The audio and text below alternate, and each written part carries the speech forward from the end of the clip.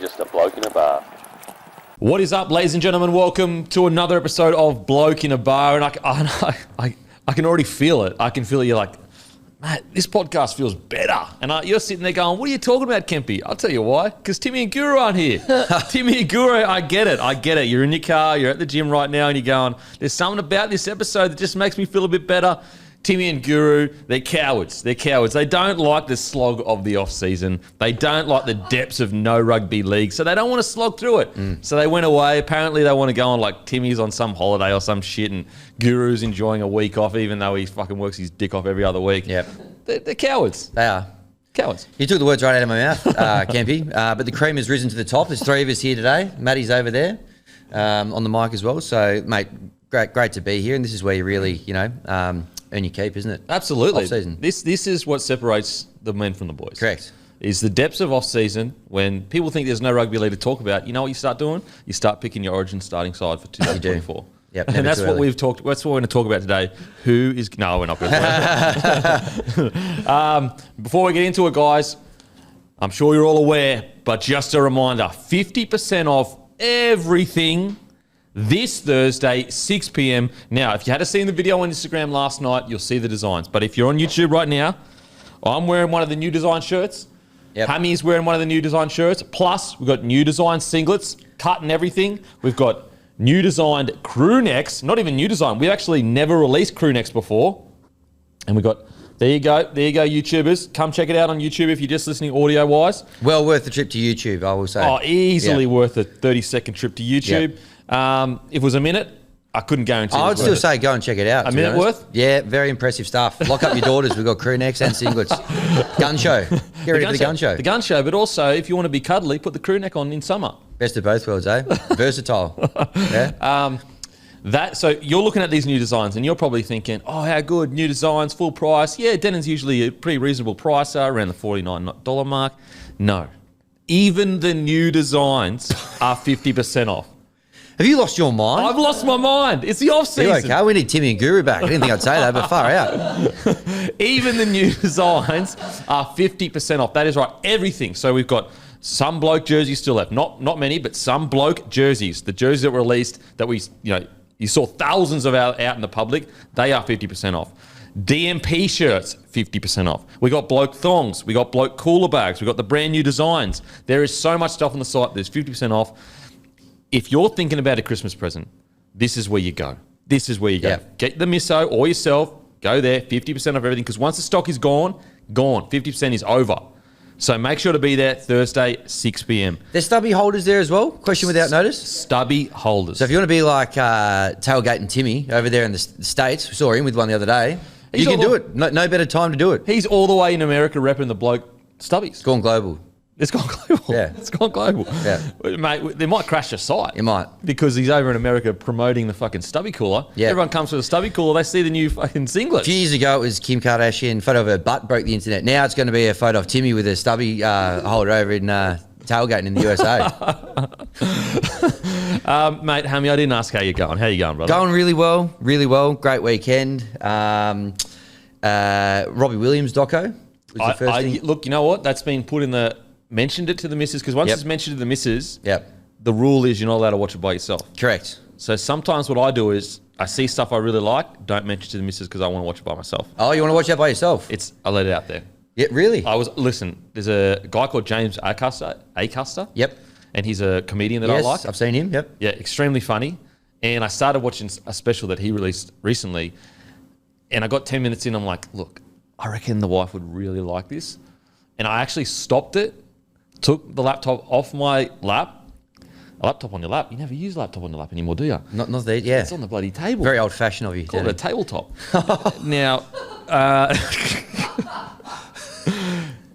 took one leg off the bed, was about to go to let the missus know, brand new comedy special we can watch tonight.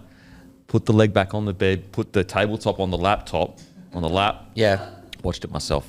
You watch it yourself? Bad guy. The Acaster. Selfish. Interesting. So he actually, very good comedian. He did a run at the Comedy Festival a few years ago in Melbourne, where he had 3 shows up his sleeve in the one run, and every night he would change between the shows. Performed 3 shows in one festival run. Very funny guy. Yeah. How was the new one? Was it good? Yeah, it's really good. I'm halfway through. It's 2 hours long. Plus, there's another one. Because even his first one, Repertoire on Netflix, which is one of the greatest comedy specials I've ever seen personally. Yep. It's not on Dave Chappelle's level, but it's of this generation. I think it is.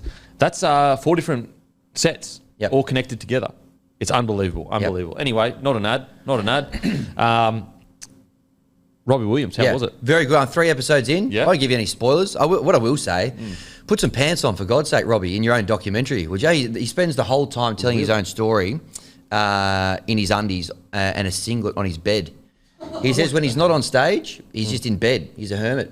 He's a hermit? Yeah. The great Robbie Williams is a hermit. Yeah. So that was a little bit of a peek behind the curtain, but great. Talk about peek behind the curtain. Legitimate peek behind the curtain. Yeah. But very good doco. Like cut from a similar cloth to like your Beckham one. You get a real insight into all the stuff that you kind of had a bit of an insight on but didn't know enough of. And I don't know, he started in Take That at 16 years of age. Wow. And the other boys were like 23, 24. He gets kicked out of Take. Like it's really fascinating. Spoiler alert. Yeah, sorry. I did say I wouldn't do any spoilers. Yeah. He's playing here in Sydney, I think, on Thursday. Okay. So a bit of an unfortunate scheduling clash. I won't be going because the Australia World Cup game will be on. But me too. Yeah, exactly. You'll be there, Mr. Cricket. Yep. But great doco. Definitely go check that. Other thing I watched on the weekend, and you would have been right across this. Yeah. And I reckon Matty definitely will have been across this as well, is the Fast 5 netball over the weekend. I know you're a big Fast 5 netball guy. Quite partial to it. Now, I was glued to this on Saturday afternoon, and when I'm watching my Fast 5 netball, I'm one of these kind of people who likes to get there a little bit early, soak up the pre-game analysis and the pageantry that you get at the start of the Fast 5 netball. And for years, we've sort of bemoaned the fact that Australia doesn't have an answer to the haka in any sporting fields. Now, have you seen some of this vision going around over the weekend from what the Kelpies, the Australian men's netball team, one of the great team names in any Australian sport, what they produced leading into this game? Have you seen the vision? Yeah, I've seen the vision. Yeah. If you haven't seen the vision, well worth checking out. A choreographed display of the Nutbush. And it was a real kind of arena spectacle. It was a 360 kind of show, wasn't it? Yeah. They really didn't hold back. They brought the whole audience in there. Yeah. And look, a bit of a sensory overload, but I'd love to get you guys' thoughts on it. What did you make of the Nutbush? Yeah, look, it's it'll go down in history, that's for sure. Yeah, it was one of those "where were you when" moments, isn't it? Exactly. Yeah, exactly. Yep. I actually saw more footage of. I think it was every team started doing dances. Yeah, that'll get bums back on seats, baby. It will. Netball is back. It's back in a big way. In a huge way. In a big way. Matty, what are your thoughts on that? Yeah, the first one I saw was the Kiwi team, and I was like, I'm not that invested in netball, so I didn't realise this was a thing. And you don't have to lie to us, Matty. Yeah, come on, mate, come on. Well, yeah, I was, the New Zealand one, I was very shocked, but then Hammy, I was texting you about it, and then you sent me the Nutbush, and I can't lie, I didn't get to the end. It was tough. It was tough for me to watch. Hey, each to their own. It's interesting you touch on the New Zealand one. We've just seen bone-chilling renditions of the haka from the Fish in the Rugby League. And then, it's fair to say it probably wasn't a traditional rendition of the haka from the... Not traditional, but you know what? Things change. Absolutely. It was, and I appreciate where they were coming from with the song choice. It was to the Will Smith's Men in Black. So that was, You get it? Clever. Yeah, exactly. Super clever. It's high-level stuff from, I don't know what their male netball team's called, but... I usually like a bit of subtlety, but I think that really knocked it out of the park. Yeah, same. Yeah. Same. For me, it was just the right level. Off-season, people are kind of starting to drop off a bit, and that would just hit you over the head with it, which was nice. I tell you what, though, the plan was to get people a yapping. Yep. They're now on the biggest sports podcast in the country. Mission accomplished. You got us. 1-0 to you guys. Yeah. We thought it was 1-0 to us when we were watching it. 1-0 to them. Exactly. Here if you need, guys. So that was my weekend. I was balancing it between Robbie Williams and the Nutbush. So plenty happening in my world. It sounds like you should be on the biggest sport podcast in Australia. You're welcome. How are you? Going well? Look, I'm going great. Yep. I'm going great. But Matty, how are you going? You know what? He's the first bloke to ask how I'm going. I noticed that. The first bloke. I always ask everyone else how they're going. No one cares about the Beacon, how he's going. Hammy does. Times are changing. Times are changing. Yeah. Timmy Guru. Watch out. Something to think about while you're on your overseas trip. Maybe instead of looking so inward, maybe look a little bit outward. Just saying, Matty. I had a good weekend. Bit of a throwback actually on Saturday. I took the bloke party shirt out for a spin. Oh. And I think we got one colour of that left on the site for Thursday, and I was at a pool party, which was good, and it was just Appropriate place. It's the perfect shirt to wear for such an event. It was a hot day, but it didn't feel hot in the shirt. It had actually really good material. Honestly, when I got them back, sampled, yeah. I was like, fuck, this is actually pretty good. Yeah, Yeah, boyfriend so- material, isn't it? Yeah, so I had that on plus the bloke budgies, so it was I was full kit. So that's bloke budgies. Yep. And your full kit wanker, but in a good way. Yeah. Yep. I was just saying that is a paying exactor right there. Nailed it. Absolutely nailed it. Yeah. What colour budgies you rolling with? Mate, I tell you what, I was actually it was tough for me to decide between the yellow and the red, but I ended up going with the yellow. Yeah. Yeah. Oh, okay. Bit of fun. Yeah, the mid-strength. The Yeah. mid-strength Yeah. undies. Yeah. Okay, but there's nothing mid-strength about. No, absolutely. Alrighty. It's that time to face the music. Look, a couple of blokes here. They're not here to face the music, and that's typical. Yeah. That is very typical. A couple of blokes that don't know anything about sport, don't want to face the music. Pretty ordinary, to be honest. Yeah, very ordinary, to be honest. And it's been noted down for maybe reflecting their scores for next time. Can this be one of me and Matty's joke cards? Next year, we can pull out the fact that they weren't here for one of the face of music, therefore they have to take the punishment. Yeah. Yep, I'm happy with that. All right, sweet. I'm happy Like to it. take that away and incorporate. I think you get the sense, particularly with Timmy, you're probably going to have a few Joker cards by the end of the year. So, Have a full deck. yeah, absolutely. All right, so look, we didn't have too much to pick from last week. We just had the Australia-Afghanistan blockbuster, and then we Brought went to you by Sportsbet, obviously. Brought to you by Sportsbet. We had that game, and then we had the Melbourne Cup, the time-honoured. We got our tips in for that as well. So I've taken all of that into account. Everyone got the following tip correct. Everyone tipped Australia to beat Afghanistan, so some pretty educated tipping there. Well done, everybody. We on get that it. one. We just get it. We get it. You do. You get cricket, especially you, Mr. Cricket. Thank you. So, When are the grubs? yep. How do I get involved? Because I feel like you need a bit of professional. We've been discussing. I've had a bit of a chat with Skip and Rambo and a couple of the grubs, and they've been very impressed with the level of analysis that you and the detail you go into around your cricket on the show. And in some way, shape, or form, there's been a bit of a whisper that we should get you involved in a game of some sort. Yep. Don't know exactly what that looks like yet, but for a guy who knows his cricket back to front like you do, we're excited at the possibilities of what we're going to be able to create together. Mate, there. So, it'd be my pleasure to invite, just to give you a bit of knowledge. Yeah. Just a bit of knowledge. Yep. I don't want to say I'm the best at cricket or the best analysis in the game. I'm not going to say I have that. you don't have to say that because it speaks for itself. Exactly. Each week on the show. Exactly. Anyone that has to say they know a sport, I'm the best at knowing this sport. Yep. They don't really know it. Exactly. Whereas it's the silent, just throws out every now and then a gem. Yep. He's the guy you got to watch out for when it comes to analysing sport. This guy here is you got to watch out for. Mr. Cricket, baby. Mr. Cricket. Look, Australia on a 4 or 5, maybe even 6-game win streak ever since I gave my analysis a few weeks ago. Yep. Is it coincidence? No, it's definitely not. Yeah. And so if the grubs want to go from D grade? If we're being generous, yeah, D grade. If they want to go to C grade, Yep. I can help them. Yeah. I don't know if they do want to go that far, to be honest. I think they're pretty comfortable being stinking the joint up. But regardless, Okay. we're going to make something happen this cricket season. I Okay, think. and just so they know, in regards to autographs, because I'm Mr. Cricket, Yep. I charge per autograph. Okay. One at a time. One at a time, and I charge Any charges. $100 an autograph. Noted. Given the fact they can't even pay their subs, these blokes, I don't know how many autographs you'll be signing on that day. Now, you touched on the fact that you're Mr. Cricket there. Yeah. You're also Mr. Racing. Might as well call you Dr. Doolittle the way you were going last week on the tipping. Unbelievable. Look, I told you. did. Did I not say me and my wife aren't speaking because I watch too much cricket and You I did. watch too much racing? I said that. You did. I'm willing to sacrifice my marriage for sport. Yeah. Well, I don't know if you should 100% do that, but I like your commitment to keeping across as many sports as you can. And nowhere was that more apparent than Face to Music this week. So your results. You had Australia 13 plus, but we only won by 3 wickets with 3.1 overs to spare. So technically Australia only won 1-12. Really? Yeah. And that's the risk you take but when were they're they- batting second. We had 3 overs left, Yeah. but that means would have they scored 13 in those 3 They overs? probably would have, but who's to know? I guess we'll never know. Oh, So that's the I've risk. been That's the robbed risk you there. take. I've been robbed. Yeah. Then you had Travis Head to be the top run scorer. He made a duck, so that one didn't quite go to plan. Zampa, you actually put the moz on Zampa. He'd been leading the wicket taking, only took the one. So you missed out there. But then, obviously, you tipped the winner without a fight in the Melbourne Cup at $7, if you don't mind. Thanks for coming. So thanks for coming. Not You bad. know what happened there?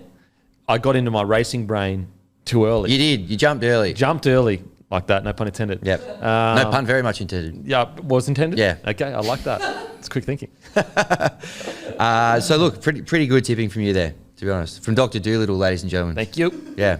Soon to be single. So there you go. That was your tips. Guru, he had Warner top runs wrong, Cummins top wickets wrong. He had Absurd in the Melbourne Cup, which finished second. No wonder he's off the grid this week. He hasn't shown up to the show. Terrible. Pretty Zero ordinary stuff. Zilch. And then we got Tailgate and Timmy over there in the States. He had Australia.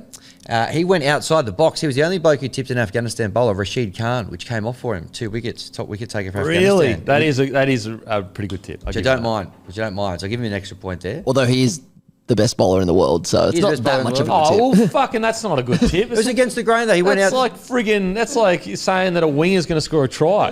It's similar, but he was the only one who did it. So credit where it's due. Only one who was brave Timmy enough. the Tin Heart. Tailgating Timmy the Tin Heart. Yeah, got a nice ring to it, hasn't it? It does. Yeah. It does. I think that one might stick, actually. So yeah, he had that. Then he had Smudge to be the top run scorer. He was ruled out of the match with vertigo. So he's gone very quickly from the penthouse to the shit house, very quickly there. Then he went for he should have just stayed in his lane here. He went for Quinella in the Melbourne Cup. Of course he did. Gold Trip and Latoshka. They finished 13th and 17th respectively. So he's had a little bit of a meltdown there, old Timmy. He got ahead of himself. I look forward to him sliding into my DMs and abusing me like he did last time off the back of that. That's where he finished. I had the Aussies head-to-head. I had Head, who got a duck. I had Stark, who didn't get the job done. Then I had Solcombe in the Melbourne Cup, who actually came second. So if you followed us, the two racing guys here, would have been a nice little day for you, Cup Day. We try to give you the info. If you want to take it, that's on you. We can lead a horse to water. We can't make it. There's only so much we can do. So it's sort of over to you guys if you want to take that on board. Yeah. But there you go, proof in the pudding there for the Quinella. That's how you do a Quinella, Timmy. Like this, not like how you did it. Matty, you had Australia, you had Stark, which didn't happen. You had Travis Head, and then you had Future History, which finished 17th on the day. So not your best there either. So the results for this one, Mr. Cricket, you come out on top. What I've done here with these ones, I've given a point for the cricket, and then whatever your odds were for your horse, if you're lucky enough to win, I've thrown that in as well. So for a total of 8 points, you've come out on top. Thank you. Well played. Thank you. Then another paying Quinella here. I had Australia and then Solcombe to place, so I've got 4.1 points. Timmy with his bonus points gets 3, and then Guru and Matty a very disappointing 1 to round us out there. Holy. So- That's bad tipping. It's not great. It's not great. You're bringing the crew down, to be honest. So we start strong. Yeah.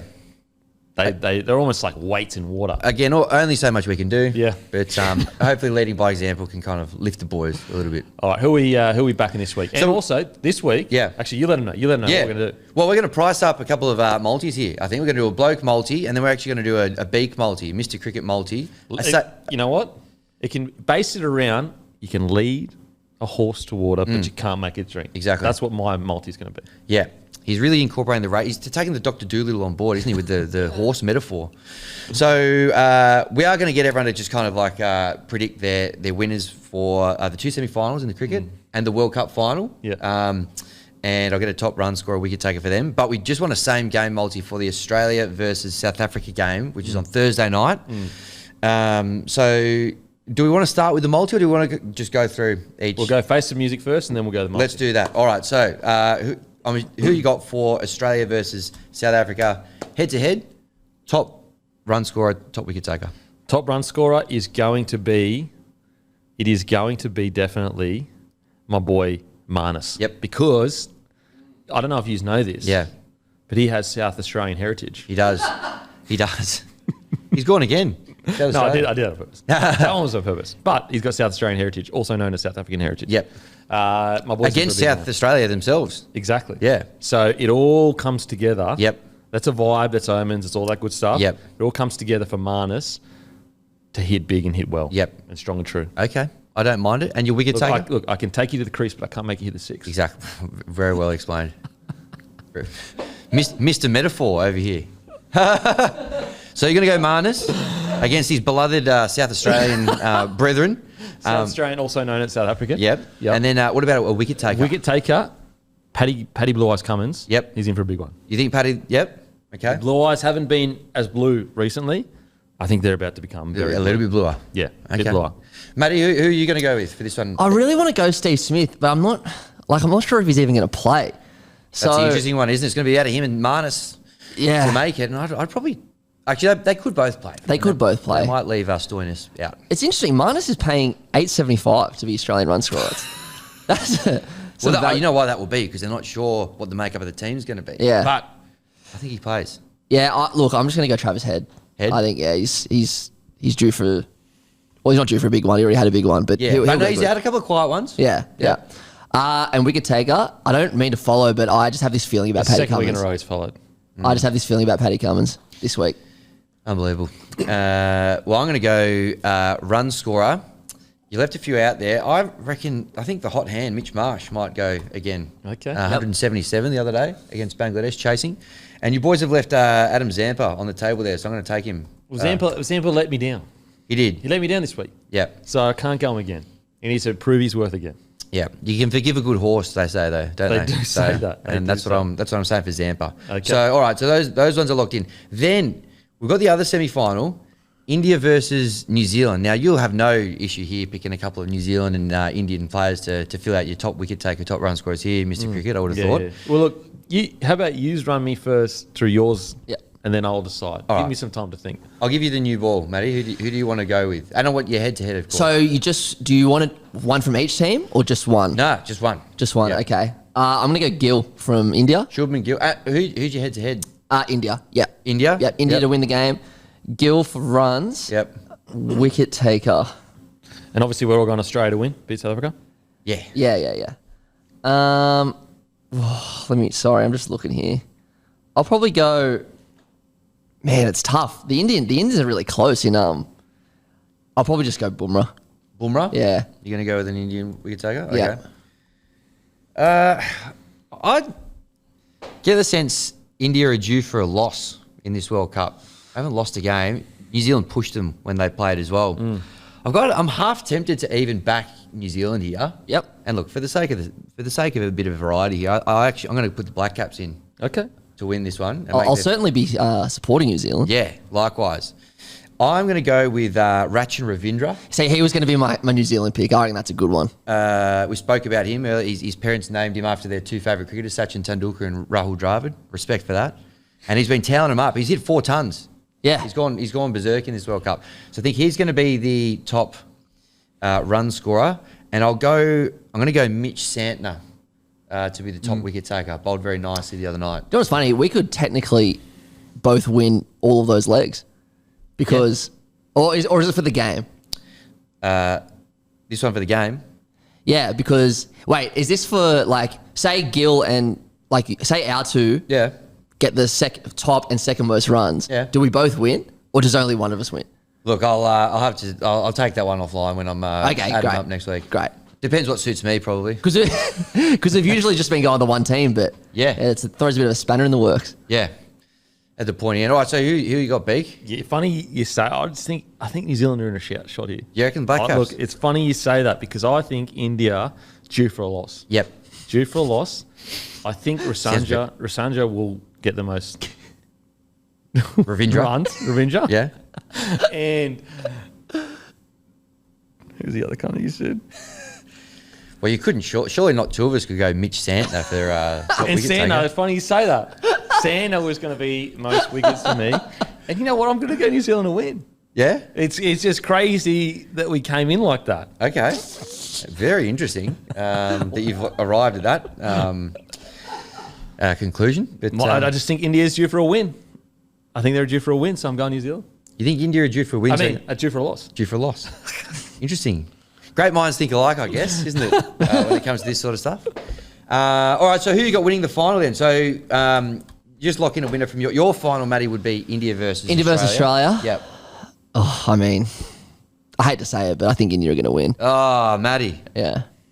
As I hope I'm wrong, obviously, but I just think the stars are aligning. Kohli's got 49 one-day international hundreds. I think the stars are aligning for him to get his 50th ton in the final. Yeah. Unfortunately, Australia win. Australia to win? Australia win true and strong. Why don't? Yeah, I've got Australia. They're playing the Black Caps in my final, but if they're playing India, I think there'd be nothing better to win with Kohli chasing on 99 and the last wicket to go. Wouldn't that be amazing? That would be carnage. So I'll lock in Australia as well. So there we go. We got those ones there. And tell you what, if Australia do beat India and I'm wrong and I've gone against the country, I'll be happy to dance for that. I'll be happy to dance just for that. To dance for your nation. Yeah. Because I've gone against Australia. Because I just think India are going to win, but I'll certainly be going for Australia. All right. There we go. Well, everyone's tips are locked in there. I guess we have got, Denham, from you, we've got a bit of a same game multi for you for the Australia-South Australia game. Australia to win, Marnus and Cummins. Now, do you want them to be the top run scorers, or you can even do something like Australia to win, Marnus 20-plus runs, Cummins 2+ wickets, or something Or should like I that? go someone other than Marnus because he's under a bit of a doubt Yeah. as to whether he'll play or Yeah, not? you can do that. So my multi will be Australia to win, Yep. head to bounce back. Yep. And what do you think to make 20-plus, 30-plus? What are you kind of thinking for head? Let me think. The last few games, minus the 3, plus the 7. Easy plus 50. 50-plus? Half a century. Okay. There you go. And then you're going to go with Raise the bat. Cummins? Yeah, Cummins, 3 or more wickets. 3 or more wickets? There you go. Okay. I just did it. There you go. I just did it. I did it. I put myself out there. I put myself out there for ridicule. Yep. But that's what brave men do in cricket. They do. They do. They put their head over it, and good luck to you, mate. So that the beak multi is going to be in the top markets of the Australia versus South Australia game on the Sports Is Better. 3 wickets a lot?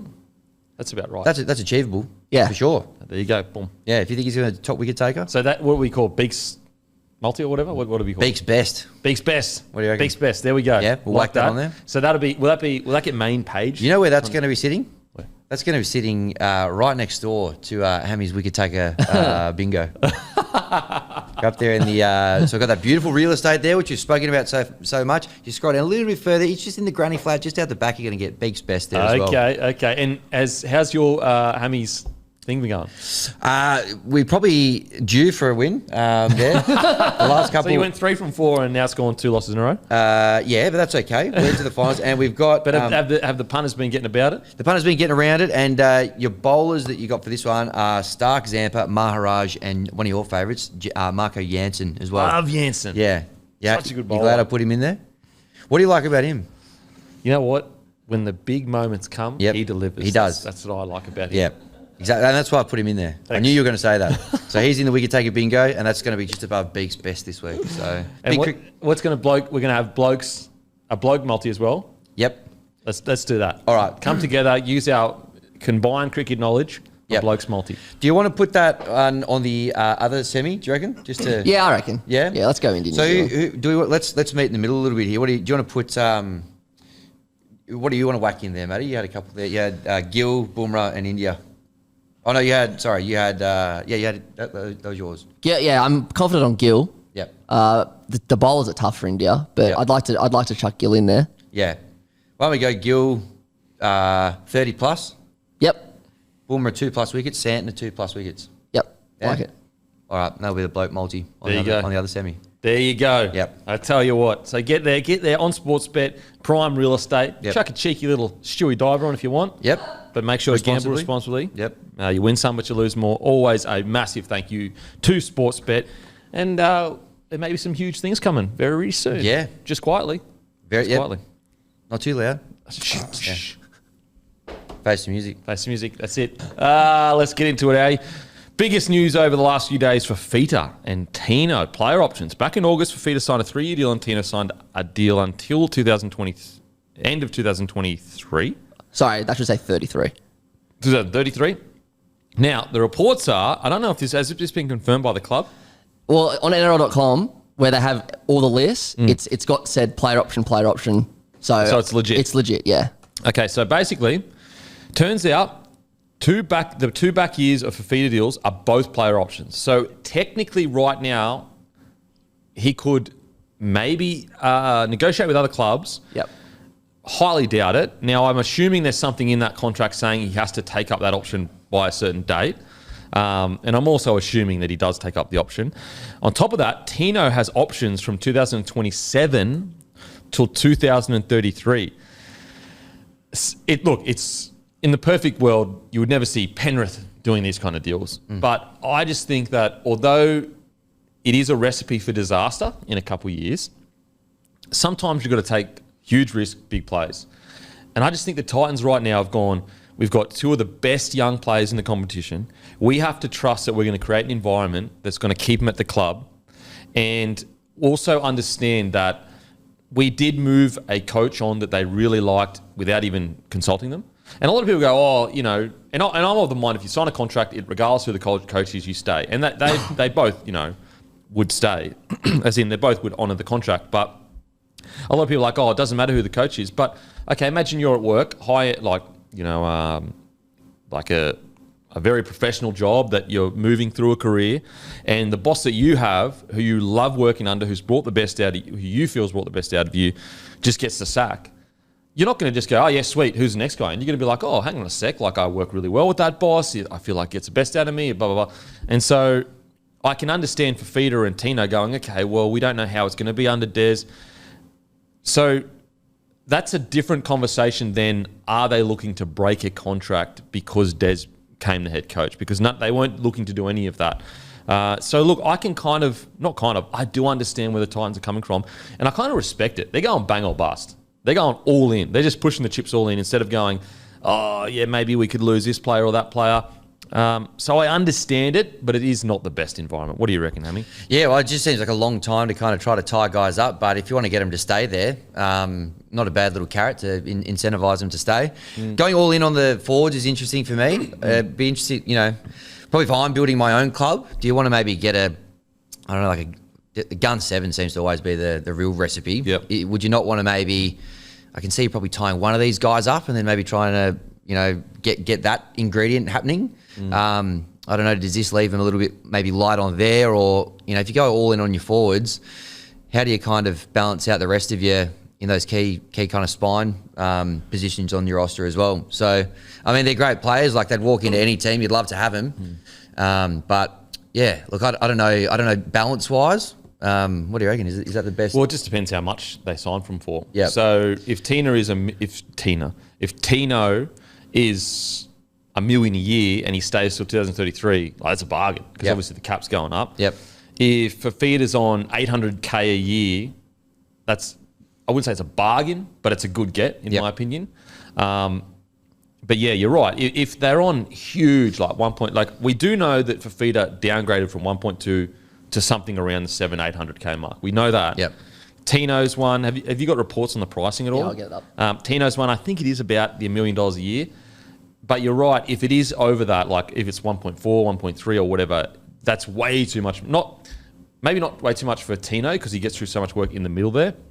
But if they've got two players, both on $1 million that are in the forwards, you basically aren't leaving yourself much cap space to get that 7, 6, 1, 9 sorted. So Tino is 12 million over 10 years. So about how many? 12 million over 10. So just over $1 million a year. So that'd be probably back-ended then. That'd be massively back-ended. Yeah. And then so he's probably on about 900 next year, which is a bargain. And for Fifita, it says 3 million over 3 years. So he's on $1 million. Yeah, wow. Because remember, he went up, then he went down, and now he's renegotiated. So he's kind of come up, then come down. Now he's landed that middle ground, I think. $1 million's a lot for a wide running forward. Yeah. I don't know if I like that. He played, probably his best season ever this season. Yeah. I would try to get my back rower for like your 800. In saying that, it could be 800 this year, 900, or like $1 million the next year, 1.1 the year after. It just doesn't. It doesn't say. It just says 3 million over 3. I'm just wondering. Usually it goes up. up. Yeah, of course. I'm just wondering. Like, they've given Fifita 2 player options in the last 2 of the last 3 years, which is heavily in the player's favour.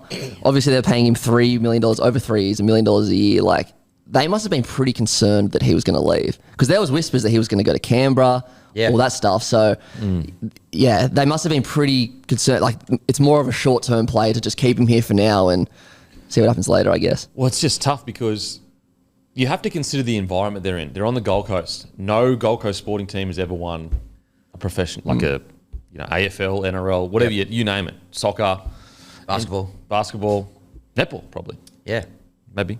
Fast 5. Go Kelpies. Go Kelpies. You wouldn't want to pay $1 million. You wouldn't want to give them that player option, but then what's their other option? They lose David Fifita? Well, it kind of reminds me. I know this is a little bit different, but it kind of reminds me of Newcastle back in 2016-17 when they bought Ponga for like 600, 700,000. He played 2 games. And everyone was like, how can you pay someone that kind of money? And now everyone kind of forgotten about that because it did pay off for the Knights. So it definitely can pay off Yep. it paid off for the Knights for Ponga. So this might pay off for the Titans. But yeah, I was really shocked when I saw the Tino player options at the end. I was like, okay, it's a lot of years, but at least that's like 5 years away. The fact that Fifita can negotiate now, that shocked me a little bit.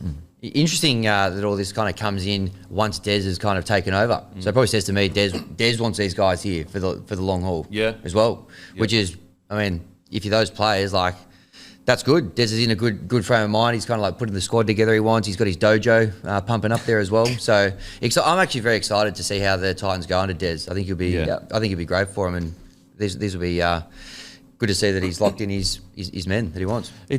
A lot of people are going to be super critical of this, and again, you just have to ask yourself, what's the alternative? Yeah, the alternative is they lose a guy like Fifita when you already struggle to get the best players to Gold Coast, or you get them at a time when they're a bit older. You've got 2 of the best young forwards in the competition. Sometimes you just have to trust that you're going to create an environment where they're going to be happy. And I think Desi's done that. I think he's sitting there going, look, I'm just going to trust, I'm going to back my ability to keep David Fifita and Tino happy. Because when you're on that much money, it's purely about happiness. Because it's not like another club's going to come in and blow that $1 million out of the water. Honestly, I don't mind it. Now, look, if this was the Storm, Penrith, Brisbane, some of the clubs that have huge access to the best talent in the competition, that's when you go, what are you even thinking? But the Titans have struggled so much to get such high quality origin players in their side at such a young age. I get it. They've got different pressures to Brisbane, Penrith and Storm. Like Storm can go, look, we're just going to rely on the fact that we have the best development system in the comp. Penrith are going to go, we know that we can develop essentially anyone to come in and fill a position. Broncos, they have a huge base as well. So I get it. I really do get it. And I think the owners are sitting back going, they've said in the next, 10 years or whatever, they want to win 4 premierships, 2 with the girls, 2 with the guys. Yeah. So they're just going, look, we're just going to do whatever we can in this shorter term to win a comp and whatever. It fills me with a bit of hope as well that, obviously Des is a new coach next year, but they did sign this contract in August. Des signed in June. So they signed the contracts knowing that Des was going to be there next year. So I think that fills me with a bit of hope that they'll stay. Yeah, for sure. Yeah. Again, looks hectic. The Tino one is look. So far away. By the time you get to 2027, you know how different the game's going to look by then? They will have sorted out whether he's he will have sorted out in his head what he wants to do. Yep. And I highly doubt if it is 12 million over 10 years, unless he gets injured and he just turns his injuries just absolutely decimate his career, I highly doubt he's not going to at least get through a bunch of work, have a bunch of meters as a player. You pay him that $1 million. In 5-6 years, that $1 million is going to be nothing in the salary cap when it increases again. So I get it. I really do get it. Sometimes you've got to take these risks to, as you said, the KP signing, massive risk. Now, they've gotten progressively better since then. So you'd have a lot of people try and hate on that and go, oh, what about the years he was injured or whatever? Look, at the end of the day, he came to the club. They went from wooden spoon after wooden spoon to a finals, within a few years. I'd hate to see where they'd be without him, in the last few years. Oh, mate. 100%. Yeah. And also, he won a Dally M. He fulfilled his... Yeah. So I think it's the same with Tino Fifita. Sometimes you've got to take a risk and go all in. Because could you imagine that was Fifita and Tino's if they didn't offer him that, they would have gone, you know what, I'm going to go to another club that can most likely win a comp in the next 2-3 years. They would have, that decimates Titans' chances, period. Period. How are we feeling about the Titans next year? I'm excited. Yeah, same. Yeah. I'm really excited. Look at that forward pack. Moe, Keenan, Fifita, Tino. That's freaking Foma comes back. What's your gut feel on the spine makeup? It's so tough. Because you got, obviously, you got Campbell, Brimson, then you got Four and Tanner Boyd. Obviously, Verrills will be the hooker.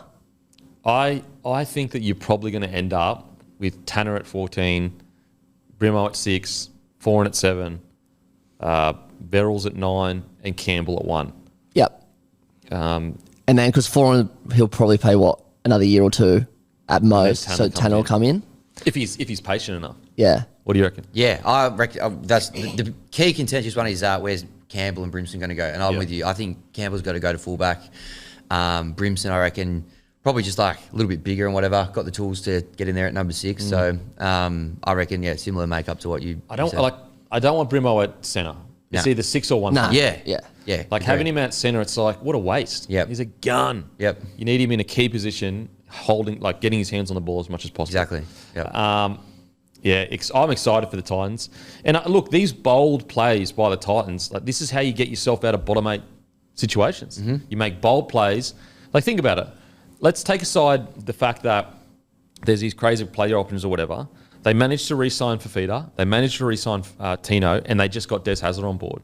Like that's 3 huge players as an organisation. 3 like premiership winning coach, Origin, 2 of the younger Origin players. Like that's massive. Yep. If you did that at the Storm, Broncos, Penrith, or Roosters, that'd be considered shrewd management. Like even though they haven't like signed a player to come, you could argue that their retention or recruitment or whatever you want to call it has been one of the best this year because they got the coach and they re-signed the two big dogs. Managed to keep Campbell. They got Brimo. Campbell, yeah. Like their squad is pretty set. Like, can they win a comp with that squad? Maybe. I mean, if Brimo and Campbell hit their straps, for sure. If Verrills can stay on the field, maybe. But they could certainly make top 8 next year. Oh, for sure they could make the 8 next year. And then they just need, maybe, it's hard because like Foran's at the end of his career. Could he lead a side to a comp now? If he stayed injury-free the whole season and had a Sean Johnson-esque year, for sure. I'm excited for the Titans. I'm excited. Now, there is reports the NRL to discuss salary cap exemptions for clubs signing Wallaby stars. Yeah. Roosters are after Mark Nawaqanitawase. How do you say it? Nawaqanitawase? Nawaqanitawase. Nawaqanitawase? Yep. Nawaqanitawase. While hottest prospect in rugby, Max Georgeson, would also be targeted. I'll be honest. I think this is pointless. Same. Like, do we need more stars? No. Like, they try to do this sort of stuff to Rugby League to get some guns in the team. I don't know that many NRL clubs, probably apart from the Tigers, try like jumping over each other to sign guys from a squad where, they lost a lot of games like by 40-point margins. There's no one there that I feel like would make too many NRL teams better or, you know what I mean? Like, the other way around, I get it. Like, they want to take as many kind of rugby league players as they can. But I saw this and I was like, who's begging for an exemption to go and sign some of those players at the moment? Yeah, if you're going to sign them, you sign them on, like, the normal kind of rate, wouldn't you? Like, 100%. You're throwing $1 million deals at these dudes. Yeah, or maybe the NRL's going, what we'd do is that we'd put them outside the cap and they'd be on 200K still, you know what I mean? On a little amount, but it's outside the cap. But it's like, I mean, and look, I don't know whether Mark, I'm just going to call him Mark because he might be a gun. He might be the best player to ever play the game. I don't know. I don't know. But what I do know is like, we're not lacking for guns. Yeah. But then if he is the best player to ever play the game, the Roosters snap him up on $200,000. He's worth $1.1 million. Like, what's the point of a salary cap then? Yeah. I don't think it's fair at all to give exemptions. It's bizarre. Like, we're not a game that's desperate to bring stars into it. No. So that's reasoning's out the window. Doesn't make sense. Yeah, I can't get my head around it, to be honest. And do the Roosters need more outside backs as well? Like, what the hell? What's going on there? They've already got too many. They're already trying to shuffle a couple off to rugby union. And now they're trying to, I don't know. Yeah, and they just re-signed Billy Smith the other day, who's up and coming star. But is he even going to play this year? Like, who knows? They've got so many backs. Dom Young coming in. Where do you fit another winger? That you could, why do you need an exemption for another? Anyway. I think Mark's management is using the Roosters to get more money out of us, the Wallabies. Yep. Like, the fact that there was an announcement that he's having a meeting with the Roosters, like, what? Yeah. That was bizarre to me because I'm going, first of all, that definitely wouldn't have been the Roosters doing that. Yeah. So I'm assuming that's his side. Yep. Second of all, this is just reading outside looking, isn't he like a young rookie that's like good? Yeah. He's pretty recent, isn't he? He's only been playing Yeah, for so it's 12 not like months. it's Quade Cooper. Yeah. Like at his pinnacle. Yep. Yeah, I think he's about 22. Yep. Yeah, so we're not talking about a guy that's already established in Union, that's killed it, and it's a big deal. Yeah. Like it's not like an All Black. It's not like Aaron Smith at his peak coming to, and that would be newsworthy. Yep. But yeah, this one I was like, okay, like cool, I guess. Yep. But yeah, I personally think they're just using the Roosters to get more money out of the Wallabies. But hey, that's part of the business, baby. It's part of the game. Yeah. Credit to him. Worth a shot. Hey, worth a shot. Yeah. Worth a shot. But yeah, in regards to the salary cap, absolutely unnecessary and not needed. Like, talk about creating unnecessary dramas. Like, what? Yeah. This sounds like something that rugby union would do. It's like, we're going to set aside a outside the cap thing so that we can try to recruit some big rugby league guys. And that would make sense. Like, yeah, that would make sense. That would make because perfect sense. They need a bit of firepower and all that sort of stuff, and like some big stars. Not the other way around. Doesn't. Yeah. What if you're Suoliti right now? Mate, like, because have they said who he's going to play for? Tars, isn't it? I think that's part of the thing. So imagine that. You go from, playing in the NRL, the game has never been in a better place. It's so exciting. It's the hot property right now. Getting close to AFL. Well, it's actually got more viewers than AFL, but like it's making a little bit of ground up on AFL. AFL are still in a better, stronger position, but viewership substantially better. And I know AFL fans go, yeah, but at the game we get 100,000 people. For sure. Yep, cool. Get that. AFL is a better game to watch live than league. And I'm not saying NRL financially is in a strong position, blah, blah, blah. I do think AFL as a game is in a strong position, but NRL's never been hotter. It's never been hotter. If you're Suoliti, even if you're getting paid that extra $500,000 a year to go across to Union, to go back to playing in front of and I'm not saying this disrespectfully, 2,000 to 5,000 people? That's how many people watch I don't even know what the comp's called anymore. Yeah. Is it still Super? I think it's The still word Super's in there yeah. somewhere. But it's only in Australia, isn't it? Australia and New Zealand? New Zealand, yeah. Yeah. I think they play. look it up. Yeah. South Africa have dropped off. South Africa dropped off. And wasn't there South Africa. So, to go back and play in front of that many people, you're an outside back, so you're not going to touch the ball as much. Oh, Yeah. it's tough. Yeah. Yep. Not for me. And it's Waratahs for Suoliti. So it's Waratahs. And what's the name of the comp that they play? Yeah, it just says Super Rugby. Super Rugby. And but isn't it reduced down to 5? Isn't it maybe even a conference system now, something where you just play the Australian teams and then you play the New Zealand ones or whatever? Anyway, all that aside, yeah, to go from the NRL, never been hotter, to rugby union, you're getting paid a mozza, but you're playing in front of, barely any fans. Your profile just goes like that. And look, there's going to be the argument, World Cups for sure. I get it. World Cup is great. Comes around once every 4 years though. Yep. And the idea of being able to travel, you can travel in your off season. So Yep. it's man, I Not allowed, actually, if you're a rugby. yeah, league players aren't allowed. You're not allowed to do that. So that's part of it. So I guess that might be an attractive part of it for maybe him. that was part of his. Are you when he went to uni? He's like, are you guys actually allowed to leave the Australian borders? And they were like, yeah, actually, we do it regularly. Holy shit! Holy shit! It changes everything. Yeah. So anyway, I'm still not convinced that the Suoliti. I think there's a chance that both parties come together and go, mate, 1.5 a year. We got no money. We're struggling, and then Suoliti's sitting there going, I didn't realise there was a Fijian team in the Super Rugby. So it's Australia, New Zealand, and there's one Fiji team. Yep. Yeah. So South Africa are no longer there. And that team beats us in the World Cup too. yeah. So something to think about there. Something about. And also, it's only watched on behind a pay Paywall, TV. exactly. It's behind a paywall, so you just and so you look at the current Wallabies roster. A lot of these players aren't very well known. The game of the people, rugby league. Get out there, out of behind the paywall. The paywall kills you. It does. Okay. Yeah, Suoli. Yeah, it's going to be interesting. Watch that space. I think there's still more to come out of that, but who knows? Maybe he just goes, you know what? $1.5 million a year, baby. Let's go. Is it 2 years? 3 years. 3 years. Okay. So basically, by the end of it, he'll have $4.5 million, as in that's how much he's been paid. Let's say he saves, after tax, you're looking at about 800 grand. So then after that, let's say he tries to save or invest 400 of that $1,000. So you're looking, I reckon he could be, as a asset base or whatever, $1.2 million richer in that time. So it's like, are you willing to get $1.2 million cash to play against not big crowd and then eventually hope? Well, 3 years. So will he still be contracted for the World Cup then? Yeah, so it's 2025, 2026, and 2027, yeah. Okay. Anyway, Decent asset base, though. decent asset, 1.2 million. Can't complain. That's not an asset base that you'd sneeze at, is it? I'd say that. No, I wouldn't say And look, that. maybe he invests wisely and it's worth more by the end of the 3 years. Yeah.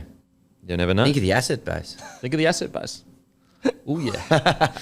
And maybe that's what they've gone across the line. It's like they just kept throwing asset base at him.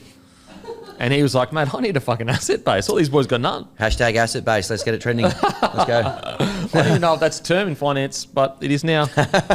Just like Tonkin Cherries is officially a term in cricket. Big finance guy. Yeah, big finance guy. Yeah. Shane Flanagan goes hard publicly at Joey Manu. Goes hard in a positive way.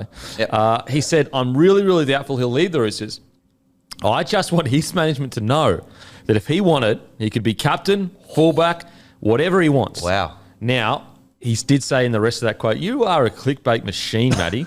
He did say in the rest of that quote, no, I wouldn't take the captaincy off Benny Hunt. I'm just letting him know that I'll do anything to get him at the club. Oh, I actually didn't read that far. Yeah. My bad. You're a clickbait fiend. Yeah, I'm not clicking on that if I see the rest of that sentence. I'm clicking on that. Yeah, absolutely.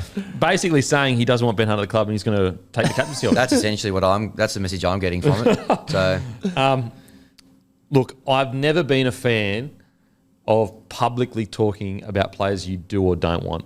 yep. Because what message does that send to your current Yep. squad? Also, it's just a real easy way for managers to go, oh, yes, got this. We got him right where we want Yep. him. So basically, he can be negotiated. Like, we can go to the death of negotiations with him before we go back to the Roosters and go, this is what they're going to offer. How close can you get? Whereas, yes, I've never been look, I understand where Flanagan's come from. He's trying to give his fans hope. Yep. That's what he's trying to do. Yep. He's trying to go, look, we are trying things. We are moving. We're shaking and moving in the recruitment fucking world. But I think it's better just to go keep it all behind closed doors. Say recruitment, we don't really talk about that. Because, again, you've got a guy like Sloan. And we talked about him so much last year. But the reality is, yeah, for sure, he's got so much to improve in his game, and we hope he does that. But the reality is he's a super talented player. Yeah. So you got one guy. What if that conversation was the thing that hurt his confidence, where he doesn't become who we know he can?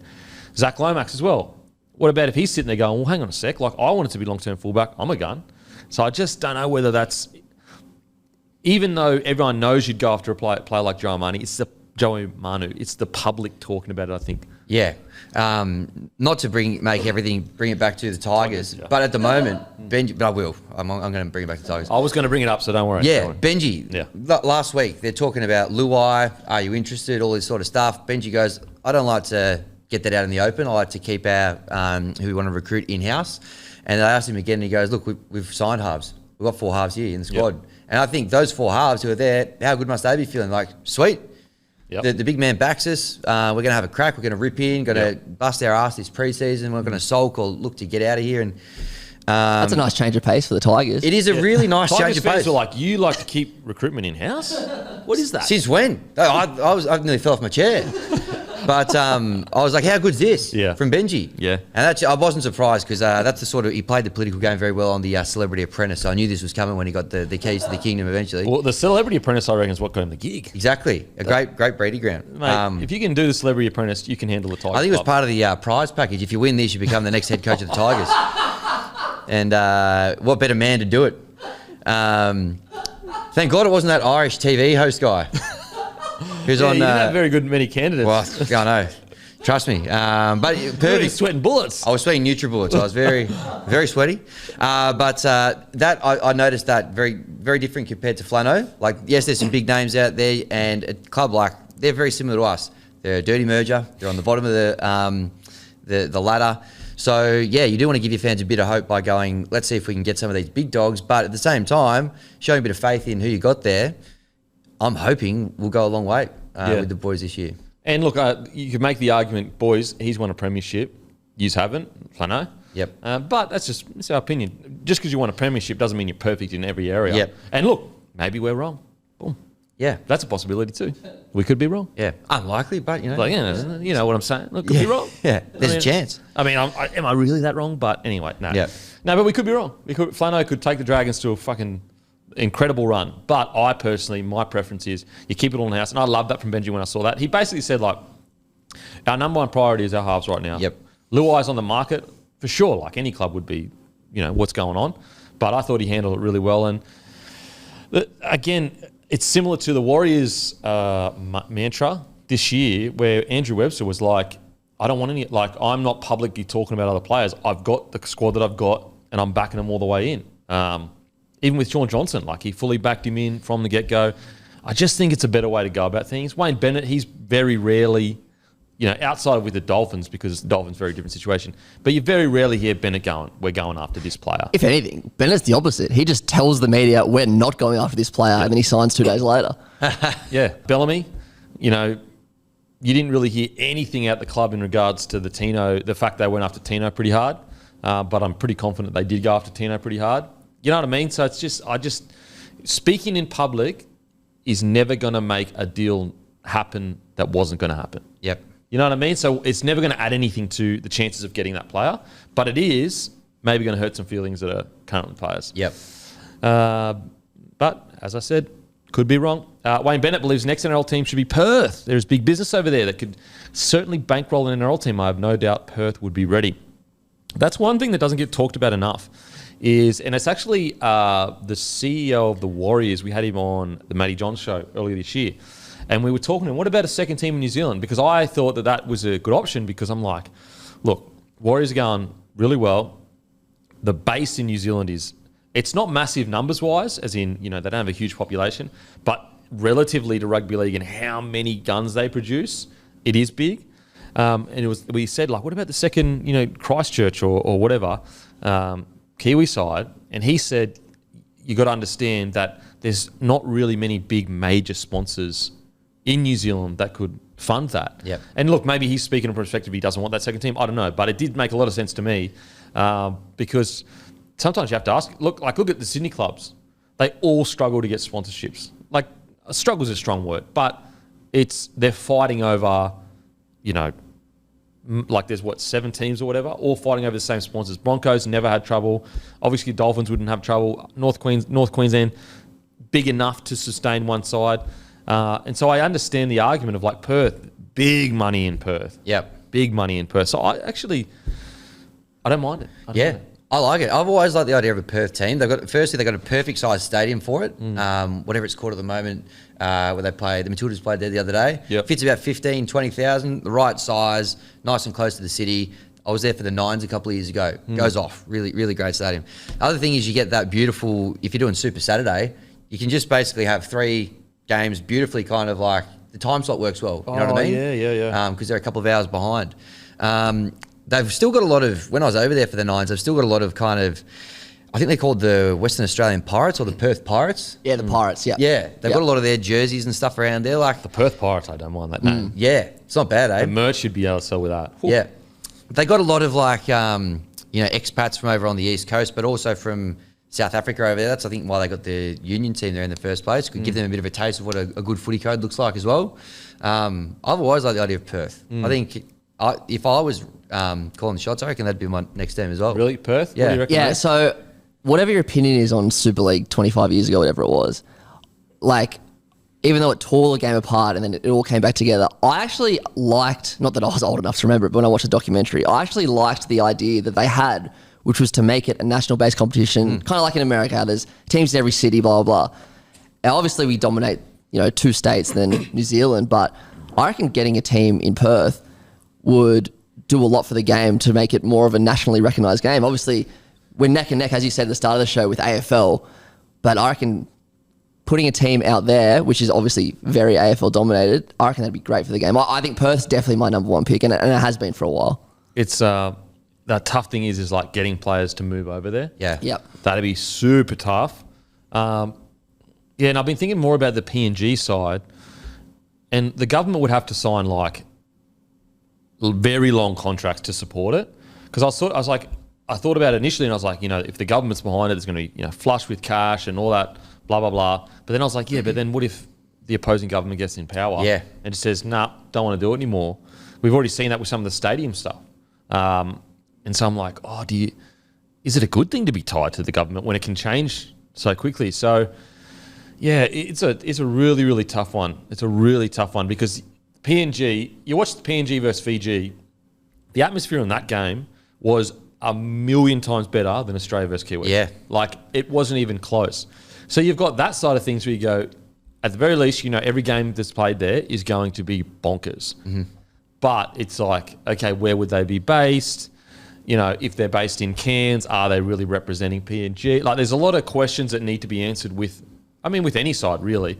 Whereas the Perth one, I think there's probably less questions need to be answered, and maybe the longevity is more likely due to the fact that it would be the only rugby league team. Sponsors would be quite, not easy to get, but you'd be able to get them on board. I guess the toughest thing would be, I think, is getting high quality players to go and live there. Yeah. That would be the tough thing. Yeah. No, I completely agree with that as well. And where is it going to be based? Are they based it in Cairns, as you say, and then play a handful of games up in PNG? And it's also a tough one. Like, what I like about the Perth one as well, as a fan of a non-Perth team, you can probably go, yeah, sweet, I'll book to go and watch my team play in Perth and spend, week either side there, do all that sort of stuff. Would I book a holiday the same, maybe to go to PNG and do a similar sort of thing? Like, I'm probably not going to, I don't know. Leave the country. Yeah, it feels like a bit of a bridge too far, or I don't know. There's a lot of issues with it as well. I'm with you. I feel like the Perth one, to me, just makes like a little bit more sense. The third Brisbane team, it's a tough one.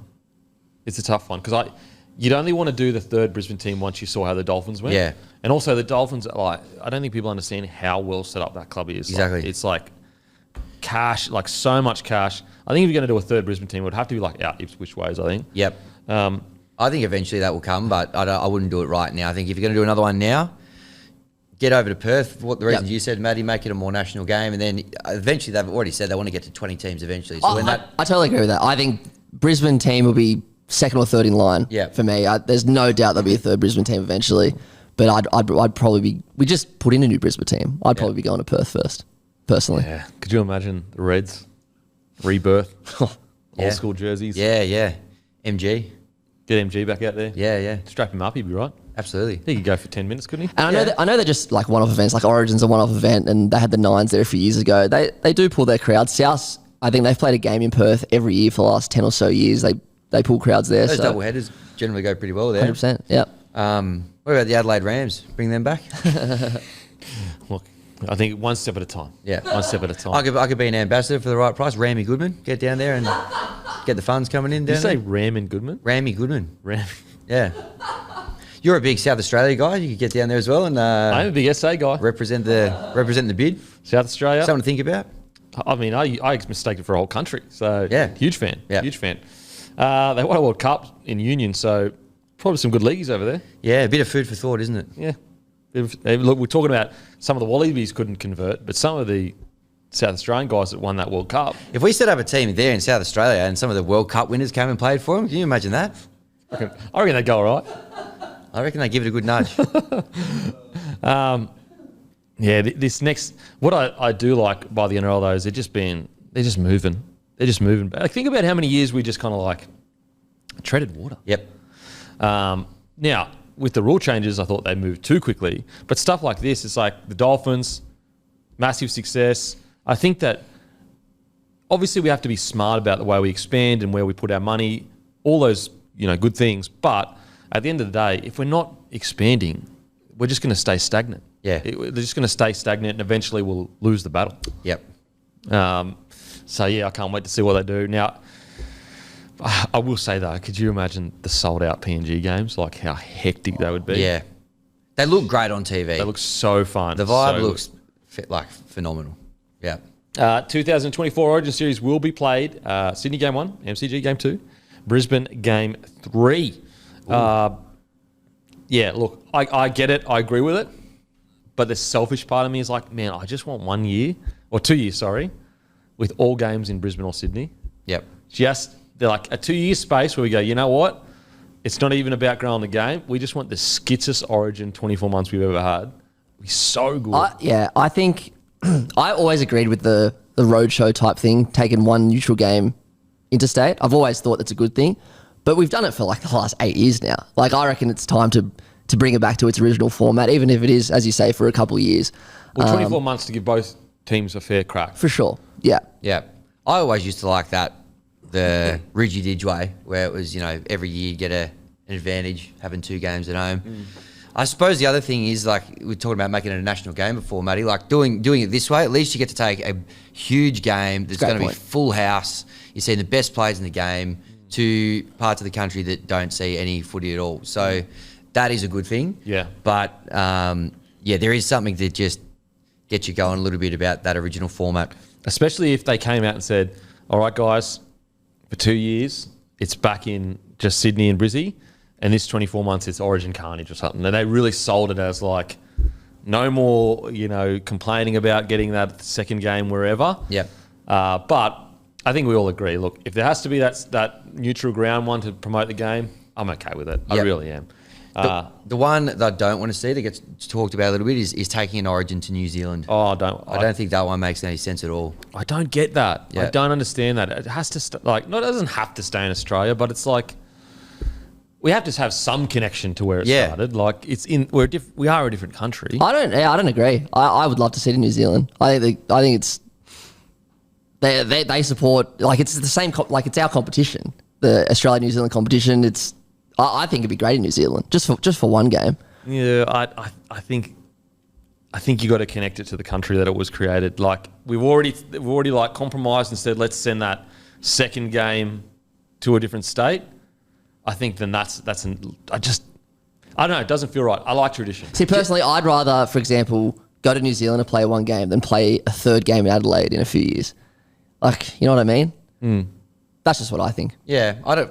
Oh, I'm not like fully anti it. I wouldn't be like out the front picketing fucking Vlandys if they did it. So I get it, and if it happened, I'd be like, cool. It's going to be a great experience. The concern I have is like when you start doing stuff like that, the slippery slope argument of like, okay, what's next? Yeah. Like where's like I don't know, and maybe that's the wrong argument to add, but I want to keep it just in Australia. Yeah, and there's a few, a couple of through the Pacific Championship maybe is a little bit of an outlier in terms of reading the crowd and the interest and stuff, but they weren't like fully teeming packed houses for when New Zealand was playing those games against Australia. So do you think you're going to fill up stadiums when it's New South Wales and Queensland, and you definitely don't want not full stadiums for Origin as well? Because you basically want minimum 50,000 seat stadium. Yep. And look, there's a lot of people that have said in regards to the recent, and I know you weren't specifically talking about this, but like the last Pacific Nation, and that was an outlier. Yeah. It was because like the promotion was really bad. Like they got told really late that it was on, so no one really knew that it was being played there. Yeah. But it is a good question. In New Zealand, and I'm sure there's a lot of Kiwis that say, you definitely could fill a 50,000 stadium up, and maybe you could. I'm not sure what the answer is. But the risk of you not, when you could have had it, I don't know. Again, I'd like to just keep it connected to Australia. And we do think, like, for example, I love the Nines in New Zealand. I thought it was a super smart idea. I think it's great. Take other things to New Zealand, whereas the Origin, I would love for it to just stay in Australia. But again, I'm not married to the idea. I'm not going to sit here and blow up. Like, if anything, if the decision was made to take that game to New Zealand, I would enjoy it. Like, I would enjoy it. So, a bit of breaking news. Obviously, it's kind of got leaked on the weekend, but the draw's just been released for 2024. Tough start for the Broncos. Roosters, Rabbits, Panthers, Cowboys, Storm. So, yeah, if we want to win a comp, like, yeah, true. You reckon Penrith sitting there ever going, oh shit, tough start? Well, they do when they see West Tigers at Bathurst usually. They go, this is going to hurt again in the wet, get embarrassed, full strength team. Our bogey team. The regional New South Wales specialists. They probably do for that, but the other teams, I think they'll be fine. Yeah, look, you got to play them. And look, if you get a hard draw, you get a hard draw. Now, maybe that's a little bit unfair because we always look at, people that have easy draws, but I don't know. If you want to win the comp, you got to be able to beat It's funny you say that. Like, at the end of every grand final, does anyone ever say, oh, well, they only won because they had an easy draw? Like, never. Never. So it's only a talking point before the season starts. Very rarely does not the best team win the comp. Yep. Like, it very rarely happens. You know, Panthers and what's ironic is all year Panthers and Broncos were neck and neck. Matter of fact, they finished on the same points. It was just points differential. Yep. To show you how close that grand final was, they won by like a try at the end. Yep. Isn't that just a reflection of the season? Exactly. You go all the way back to 2005. West Tigers, easily best team in the comp. Won the comp. So this, I mean, it's there. The proof's in the pudding. Proofs, yeah. All the way, it was proved back in 2005. It was. Case closed. Case closed. Next topic. Yeah, I got to say, round one, Storm versus Panthers. Storm haven't lost a round one game in, 20-something years? And didn't they play the Panthers? No, they played the Broncos. Panthers played Broncos in round one this year, didn't they? They did, yes. Yeah, And Broncos beat them. Yep. That's interesting. Where's that being played? That'll be at Amy Park in Melbourne. Ooh, Yep. interesting. What a game. Yeah. Far out, what a game. Because in Ivan Cleary's speech at the end of the year for Penrith, you could tell he had a real keenness to beating Melbourne. Yep. And also you could tell he was still stinging massively for that grand final loss initially. So he's won 3 comps in a row. He was still, because he said something like, Storm beat us in the grand final, and everyone laughed. And he literally said, why he's laughing? Yeah. Like, he was still pissed. So, clearly that eats at him that 2020 grand final. Yeah. In Melbourne Storm. And I think it's the competitor in him. He knows they were the benchmark, and he wants to be continued to see as the benchmark. Yeah. Where was that approach when he was at the Tigers? So I want to know. How about the boys as well? They got the bye in round one. So we're top of the comp until for the next 110 days or something. And then after the dust settles on round one, we're back where we belong, 9th with a 4 and against of 0. So a bit of balance has been restored to the universe. Yeah. Look, so what, you getting favours resting into the season like that? The game's never been in better shape, as you were saying before. Yeah, absolutely. Mate, how much do you not want that round one bye? It's the way. I mean, yeah, exactly. Although it's good to get the 2 points away straight off the bat. We usually got to wait a little while. So we got I think the Raiders is our first hit out. Give me a moment. Yeah, so you got Raiders in Canberra. Yeah. In round 2, which will be your first game. Timmy versus Hammy. Round 2. Wow. Put that one in your calendars now. I don't want to miss that one. Absolutely. The Broncos, look, if we have a tough start, we have a tough start. It is what it is. We've been pretty blessed in regards to playing on Fridays for a very long time now. It's like, I think it's a good way to gauge where you're at. It's a good way to toughen you up early on in the season, set some standards. And hopefully, I'm not sure, maybe we have a tough draw. We actually had a tough draw last year as well when you look at it in regards to playing top 8 sides. But maybe we play those tough teams at the start and then we get an easy run in home. I don't know. You just don't know.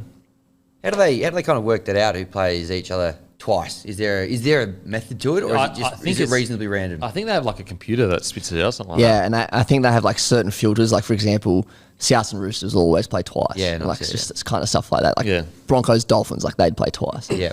Yeah. But yeah, man, I can already imagine the lead up to round 1 and the hype that's going to be just absolutely palpable. I'm already excited. I tell you what, Anzac Day next year's going to be good. Warriors getting a game in New Zealand for the first time. Oh, that's cool. That's Yeah. perfect. Yeah. It's Anzacs. Of course they should And do they that. are so due for one of them because it's been, ever since I lived in Melbourne 10 Yep. years ago, every year it was bang, Melbourne. Well, selfishly, so they're not actually playing Melbourne. They're playing the Titans. Oh. The Melbourne game at 7:50 at night is Melbourne versus Rabbitohs. So I'm going to go Collingwood, Essendon, bang, straight Oh. So to... they're do the not double. playing Melbourne anymore. in the Nah, Anzac they're not clash. playing Melbourne. That's weird. They're playing the Titans. Yeah, I think the NRL must want to have something in Melbourne while that big AFL game's on.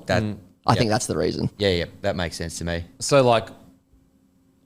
okay. I don't know. No, it's disappointing. I would have I rather. don't like that. I would have rather Warriors versus we got this Storm. tradition of Warriors Melbourne. It's always usually a great clash. Yeah. And it's just fuck it. Now it's Yeah. Warriors Titans. What connections do they have at all? Yeah. Well, I suppose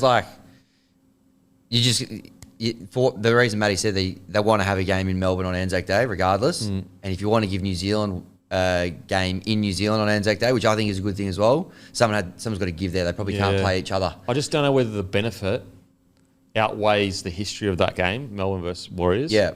Look, I understand why they did it, for, competing against the AFL. I understand it. Yep. But it's at some point you've got to go, that's happening, cool. We've got stop looking over the fence. Yep. It'd tough. Be interesting to see, having been at so many of those games, which are awesome with those two teams. that stadium's like just about generally as full as it gets, I think, on Anzac Day. Amy Park? Yeah. Yeah. It'd be interesting to know the exact crowd numbers there. And I reckon a lot of that is spillover from people being like having a great day. They go to the footy game, which also fills up. You get a big overflow of fans coming across. Okay. So you reckon that they've done it because you reckon there's a spillover? Yeah, I do. Okay. People go, I'm going to make a full day of it, go the whole year. Holy shit. Yeah. People are maniacs. Yep. A whole day of AFL and then NRL. You'd Yeah. be so tired by the end of it. Yeah. My back would be so sore sitting in those seats. It's like a fucking nearly aeroplane seat. You'd be up behind the glass somewhere in a nice Turn it up. See, I naturally thought I'd just be in the seats because I'm a battler. Because I'm just a battler, mate. I'm just used to just battling my way, trying to find tickets. I could barely get tickets, mate. Standing room for you. Mate, I could barely get tickets. A bloody absolute battler. Look, I can see both sides. I just think that history of New Zealand Melbourne was so good. But yeah, I can see both sides. Yep. Some store shout outs. Bloke Beer, get in your local, grab a case of Bloke Beer, guys. It is the beer of Australian sport. Absolutely beautiful. Perfect beer for summer. Really easy drinking. Get in your local, grab a case. And look, it's a beer. It supports the platform. Plus, you know where it started. You were around when it started. It's your beer as much as anyone else's beer. So get in, grab a case of beer.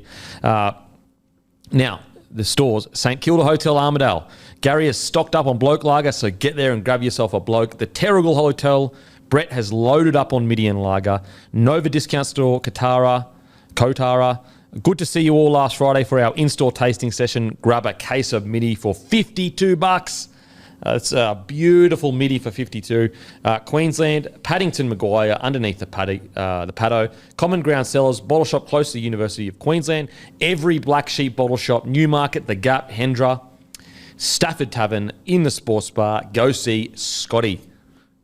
All right, been reported the Roosters are trying to sign Michael Jennings on a training trial. Roosters have offered a contract, but it's still being signed off by the NRL Integrity Unit. Obviously Michael Jennings has been out of the game for a few years now. Clearly cleared to cut. Well, it's going to be see whether the NRL are going to clear him to come back. Really interesting signing or attempt signing from the Roosters. Yeah. He'd be 35 now, I think. Now, they do have a tendency to sign a little bit older outside backs on essentially minimum deals for a year. So I don't mind that. Maybe they're looking for experience in the outside back, not necessarily to play that many games, but to teach the younger outside backs. But you've got a guy like Teddy there. So yeah, this one surprised me. It really surprised me. They do need more outside backs, the Roosters, and we've spoken about that a lot on today's show. And I think if you're getting him bargain basement price, and those reasons you just said, have him to be around some of those kind of younger outside backs they've got as a bit of a quasi kind of coaching role. I mean, that's not the worst option. And if he gets through a good preseason and he's still got it, I mean, not a bad. I can't see him starting or anything like that, but not a bad little kind of cover to have in your squad there. So, a gun, one of the great players. Used to love watching him play. So, fair enough. If they can get him in there somehow, I got no massive issues with it. But definitely surprising. Yeah, I didn't see it coming. Yeah. He's the kind of signing that, because it's a training trial, that right now it looks a bit like, why would you do that? And then you get midway through the year and you've got a couple of injuries and you're like, that's a genius bloody signing. Yep. A genius signing. I think as well, he's on 298 games, so it'd be nice for him to get just one here, one there, get to 300. That would be good. And if anyone, I don't think the signings, I was shocked by the signing as well. So I don't want to talk that badly about it purely because watching Jennings for the last 10 years has been nothing short of incredible. He's been one of the premier centres, but I was a bit blown away by this one, I must admit. Speaking of Roosters, they also re-signed Connor Watson, Billy Smith. Great news. Great news to see both those boys going back around. Now, Addin Fonua-Blake will remain at the Warriors next year, then he'll be released to a Sydney club, most likely. They're looking for a trade. Oh, man, this hurts. Yeah. Even though they got him to stay for another year, it's like, how do you replace AFB? Yeah. We always talk about all the best teams have that one big bopper up the front that you just can't find them. They're very, physically, they're rare to have. Yep. So it's like, who are they going to go out and get? And some people have said, could they get this outside back or this player or this player? They need a front rower. Yeah. They need a front rower. Yep. The good thing for the Warriors is they've got like another year now to Yeah. answer that question. They don't need to worry about it too much. But he's so good. Like, who is going to replace? Like, who currently at their club what club would possibly let go a player of AFB's caliber? Yeah. In the front row, There's none. there's literally none. Yeah. No. So, I mean, I'm glad that he's staying because for the Warriors' sake, and, you know, hopefully he's coping all right with he's coming back on compassionate grounds, obviously, but there's still, you know, it'd be great to see the Warriors get close again next year and have another real rip. And if they didn't have him there, it was kind of tough to see how they were going to make that kind of work. Oh, absolutely. So now they got him there, I hope they, you know, go close again. That'd be great to see. But, yeah, eventually they're going to have to work out how they replace him. So Sydney club, you know, Roosters pretty much all set in the front row, I'd assume. Rabbitohs could use a front row, but it's like, okay, who could they possibly give to the Warriors? And I also think Rabbitohs, like, they've re-signed half their squad this year. There's no room to give another $1 million to someone, I suspect anyway. Yep. And that then my concern gets like, does this get messy? Because it's like, yeah, they've been good and said, we are willing to release you from your contract, but we want to trade. But it's like, who would they possibly agree to? Yeah. Unless it's like a gun 7, but what club would lose a gun 7? Yeah. None. It's such a strange position. Yeah, like the rumours obviously have been Dragons. Like, who are the Dragons going to be willing to give them that the Warriors would be happy to take for AFB? Like, it's not just the Dragons, as you said, it's everyone. But I'm everyone. specifically thinking of the Dragons. Even the Ben Hunt trade, I think, is an easier trade than the AFB one. Like, Ben Hunt trading to another club, I think that's an easier trade than AFB one, because AFB is just such a unique part of a footy side that there is only so many of that body shape in the game. Like, big bopper, big motor, good footwork. Whereas Benny Hunt, obviously, you know, he's the cream of the crop at 7, but there are a lot of 7s with that kind of physique, and hopefully they can eventually turn into the guy that it's just a tough situation. I don't know how they fix it. Unless they somehow go to a club that has the next big thing rookie that hasn't played first grade yet, and the Warriors take a massive punt and go, we'll take him as a front rower. But again, I don't see how they get a fair trade. I really don't. If they do, it'll be one of the greatest recruitments ever, but I just don't see how Warriors win out of this trade. Yeah. Yeah, there's just I can't see who they could. You mentioned those two names there. Not that it really solves their big front rower issue, but could you see Hunt and AFB doing the switch? I know he wants to go to Queensland, but would he take anywhere that's not the Dragons? But even then, it's like you're getting one aging 7 for another aging 7. So you basically got a year out of him, a year or two out of him. Yeah. Whereas if you're Webster, you're sitting there going, AFB, he's still in like 27, I think, 28. Yep. You want at least someone that's going to be around for 5-6 years, I'd assume. Yep. I don't know how the Warriors win this. I don't know how they come off going, you know what, we're okay with this. I think there's going to be some sense of, we wish we still had Addin Fonua-Blake. Yep. If I could just throw one out there, like, even though it's not a fair trade because he's been injured, maybe they take a punt on someone like Hammy and Matty and hope that if he trades with the Sharks, give AFB and hope that Hammy and Matty stays on the field. Because if he stays on the field, he can be awesome. But that's the only one. Not on Adam's level, though. Oh, of course not. Like, we're talking about the Dally M front row of the year. Yeah. That's the only one I can see even coming close. Coming close to it.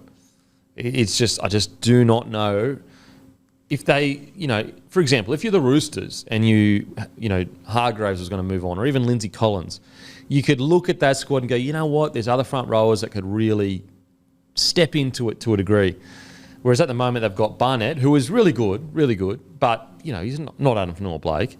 And outside of that, I just don't know the front rowers that come even close to what Addin Fonua-Blake offers to that side. Yep. Really tough position for the Warriors. But if you're in a other club, I'll tell you what, geez, you're pushing for that. He genuinely could change a lot of squads. Like, imagine him landing at, even the Tigers up front. He'd be outstanding for the Tigers. What if they did a swap with him and Stefano, as much as I don't want to lose Stefano? Stefano, he's been in first grade for a while now, probably hasn't hit his full potential. Heaps of potential, but he he's definitely an NRL front rower, and he's definitely has the potential to be Origin standard. Clearly, he played Origin. Yep. But I don't know if it's a sure thing that he's going to reach his potential yet. You know what I mean? Yep. That would be close, but it's just a risk because Addin Fonua-Blake can do it. You know? Yeah. I guess if you've got to pick, like, eventually they're going to have to just... They're going to someone, yeah. So if you're just sitting there going, like, Stefano's probably the closest thing you're going to get to... If Stefano fulfills his potential, he can become that big proper front rower that leads a pack. But it's a huge if. It's still a huge if. Yep. I don't know who else. Like, he's not going to go... Like, you look at the Dragons, they're not going to have anyone to swap. Rabbitohs, they're not going to have the money for it. Who else? You got Panthers, but obviously they don't need it. Doggies don't have anyone to give back. Like, yeah, who do Doggies have to transfer for him? Like, maybe... Yeah, who do Doggies... Yeah, it's just like Manly, they're in dire need of front rowers, so they're not going to give anyone up. Yeah. It's tough. Like, you just get the sense that no matter who he goes to, the club that AFB lands at is going to be the winner. Well, for sure. For sure. Absolutely. Really tough. But, fair play to the Warriors for, allowing him to leave on compassionate grounds. It shows a caring club. And it's good that they've managed to get this extra year as well because, like, it shows that both parties are, willing to compromise. Bulldogs signed Josh Curran. Great signing. I love this signing. I think it's really, really good for him. A lot of people have been quite negative on the Bulldogs of like, all of these kind of good first graders, but not great first graders. But you got to start somewhere. I think all these signings are good because what it looks like the Bulldogs are doing is going, we're getting all these guys that, okay, they aren't, great first graders. They're good, solid first graders, but we're not signing them on huge deals, paying massive overs for them because so that puts their salary cap in a really healthy position. So they go, okay, good first graders can get us from the bottom of the table to maybe 10th, 12th or whatever. We get to 10th to 12th. By that stage, all of our youth has come through. Our salary cap is free to get that money and use it on the guys that we're bringing through. Because at the moment, halfway through the year this year, they were on top of the table in New South Wales Cup. They won, I think, one of the juniors as well. So, like, their juniors are really, really good and they're winning comps, doing really well. So I think this is what you do. It's a stepping stone. You go, okay, they aren't going to break the bank. If some of them reach their potential, that's great. And we set ourselves up in 2 to 3 years, our salary cap is ripe to get the right people in to do a top 8 push. Yeah. Well, a couple of weeks ago when we heard that Curran was going to be leaving the Warriors, we rattled off 5 or 6 teams. We're like, wouldn't they love to have a guy like Josh Curran in their team? So for the Dogs to get him, that's a good win, I reckon. Yeah, I'd like it. Yeah. I think the Dogs are recruited fine, as you say. Like, obviously they got Critter, that's the big one. Curran's a huge one as well. But even these like other players, like I think Kurt Mann is going to be really good for them, like a bit of experience, and he can kind of play anywhere, which is nice. Blake Taff, he's shown what he can do at the Rabbitohs, so he can slot in a few places. I think they've signed well enough. Hutchinson, I reckon, was the one that I was like, that's a good get. Great get. Yeah. Not breaking the bank. Really going to be really good in the halves for them. I think they've been really shrewd in their signings because, as I said, a lot of people want to take digs at because they're fringe or they're this or that. It's like you've got to start somewhere. Yep. I think they've been smart as anything. And they've been digging up for years now, getting out of this cap mess. So, yeah. Hutchinson was unlucky to get dropped by the Roosters towards the back end of there. Obviously, they got Sam Walker sitting there, but he's a great get. He could roll straight into their number 7 there and do really well. Yeah, one thing I will say, I've been really surprised at the Sharks. Literally no movement in the transfer market. Yeah. Been really surprised. And obviously they've got faith in their current squad, but I thought that they would make a little bit of noise, that there'd be some, but I haven't heard a single whisper about the Sharks wanting or even approaching players. And maybe that's a good thing. Maybe that shows a sign of very confident in the squad, but it is surprising. But I guess the proof will be in the pudding next year when they play. Like, if they look like, yep, this is just a team that needed an extra year together, then sweet. But I have been a bit surprised I haven't seen any movement from the Sharks because I haven't heard that their salary cap is busted. Yep. So it's like... Very interesting looking at the Sharks roster. They've only got 1, 2, 3, 4, 5 players in their entire squad signed 2026 and beyond, which compared to other teams is not many at all. Okay. So maybe there will be a bit of change. Maybe not now, but in the next couple of years. Maybe they're preparing for that. Yeah. Seeing how this crop goes and then selecting the best of the best from this crop, then going aggressively into the market. Yeah. In fact, they've only got one forward, and that's Blake Brayley. So that doesn't, like, even if you don't include Blake Brayley, no forward is signed 2025 and below. They're all signed for 2025 and below. So basically, every forward will be, at this point, free negotiate at the end of next year. The way it is now. Be huge decisions for Fitzy. Huge decisions. So, okay, that makes a lot of sense then, because they're basically going, all right, with this current squad, we're going to push as far as we can push. And at the 3rd year mark, we'll actually be at our peak together, because we would have been together for 3 years as a squad, and we'll have a really good idea of, like, what can this squad do?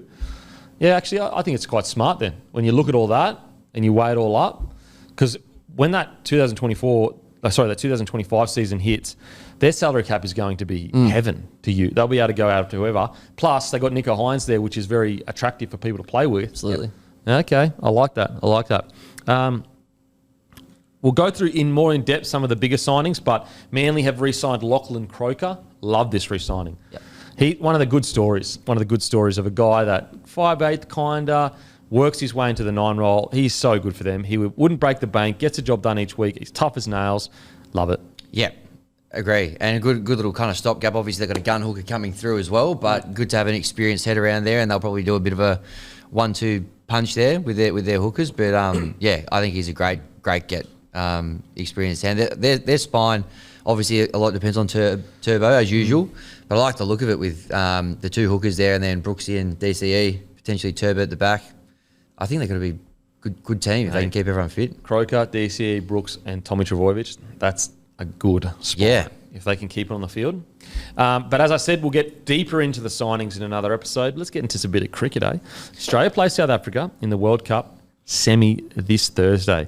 So the team that absolutely pumped us in the group stages, we will play in the semi-final. Well, it's not really group stages because everyone plays everyone, but, you know, I get cricket. I get it. Yep. Mate, walk me through this. Do we have a chance? Big chance. Big chance? $1.72 favourites. Chance. After getting pumped? Yeah, but that's old. Since then, they've lost to your brethren, Logan Van Beek and his boys. Really? Went through the boys, and the Netherlands knocked over South Australia. Okay. So, yeah, they're $2.08. A few big selection, probably just one. I mean, Stark will come straight back in for Abbott. That was the one the other day. And then, the other one is Glenn Maxwell's got to come in for someone. So there's a bit of chat. It's probably out of Marnus and Stoinis. Smith came back in after his vertigo, looked pretty good. Made 70 not out in that chase against Bangladesh. So, Marnus, why is Marnus under pressure? Is it form? Because wasn't he like literally ranked one of the best batter in the world 2-3 years ago? Or was that Test cricket? That was in Test cricket. Yeah. And it's just the balance of the team. They like having a couple of all-rounders and a couple of bowlers in there, which Stoinis can do. But Stoinis' form with the bat hasn't been great. Okay. So the argument then becomes, do you just like make sure you got enough batters in there in case, because we've been prone to having a few kind of batting meltdowns, and then you've at least got... And he saved us in a couple of games. Against England, he was really good. Okay. I'd probably keep him and let Stoinis through to the keeper. Tough call, but... Hasn't done enough for me, Matty. I don't know about you, Stoinis, to no. For me, he's the man that misses out. Yeah. So think about all the people that were like calling for heads after the South Africa loss. Yeah. Now we're in a semi-final. Yep. I personally, I know, Hammy, credit to you. We came into the Monday show and I was like pretty much kicking stones. Yeah. And you were like, no, we'll be sweet. But yeah. I certainly lost a bit of hope after those 2 games. I really did. Just the fashion that we lost them, especially the South African one. Yep. Yeah, but we're killing it now. So. We're in the mix. Yeah. You were a bit of a doomsday after those games, but you don't get cricket like Addin and I do. So we kind of kept our cool. We knew it was all going to come good eventually. You know what? There's one thing that transcends all sports, guys. Yep. It's staying patient. Exactly. Do we have to draw you people a diagram? Like, seriously, how many times do I have to say it before you guys will actually stay patient? I know. Sometimes you must feel like a broken record, you say that much, but it's there's something to it. There's a lot to it. Yeah. There's a lot to it. So we're now sitting $4.20 to win the thing overall. I think we're a big sniff there. India, the $1.85 favourites, and the other 2 teams. South Africa, $5, and the Kiwis, the Black Caps, $7.50. So that's where the market is sitting. wouldn't the Kiwis be better than South Africa? Why are they so far out odds compared to South Africa? Well, they got to play India. They got to play the favourite in the semi. Oh, so that's why the odds are like that. Yeah. Do you know what the odds were before we knew who were going to play who? They've been these 4 teams. Stayed about the same. Been about that for Okay. the last, basically since the top 4. Are New Zealand better than South Africa now, though? Or not really? No, they're both pretty similar. Okay. South Africa believe South Africa knocked over New Zealand earlier in the tournament Let me check. as well, because New Zealand lost 4 in a row there.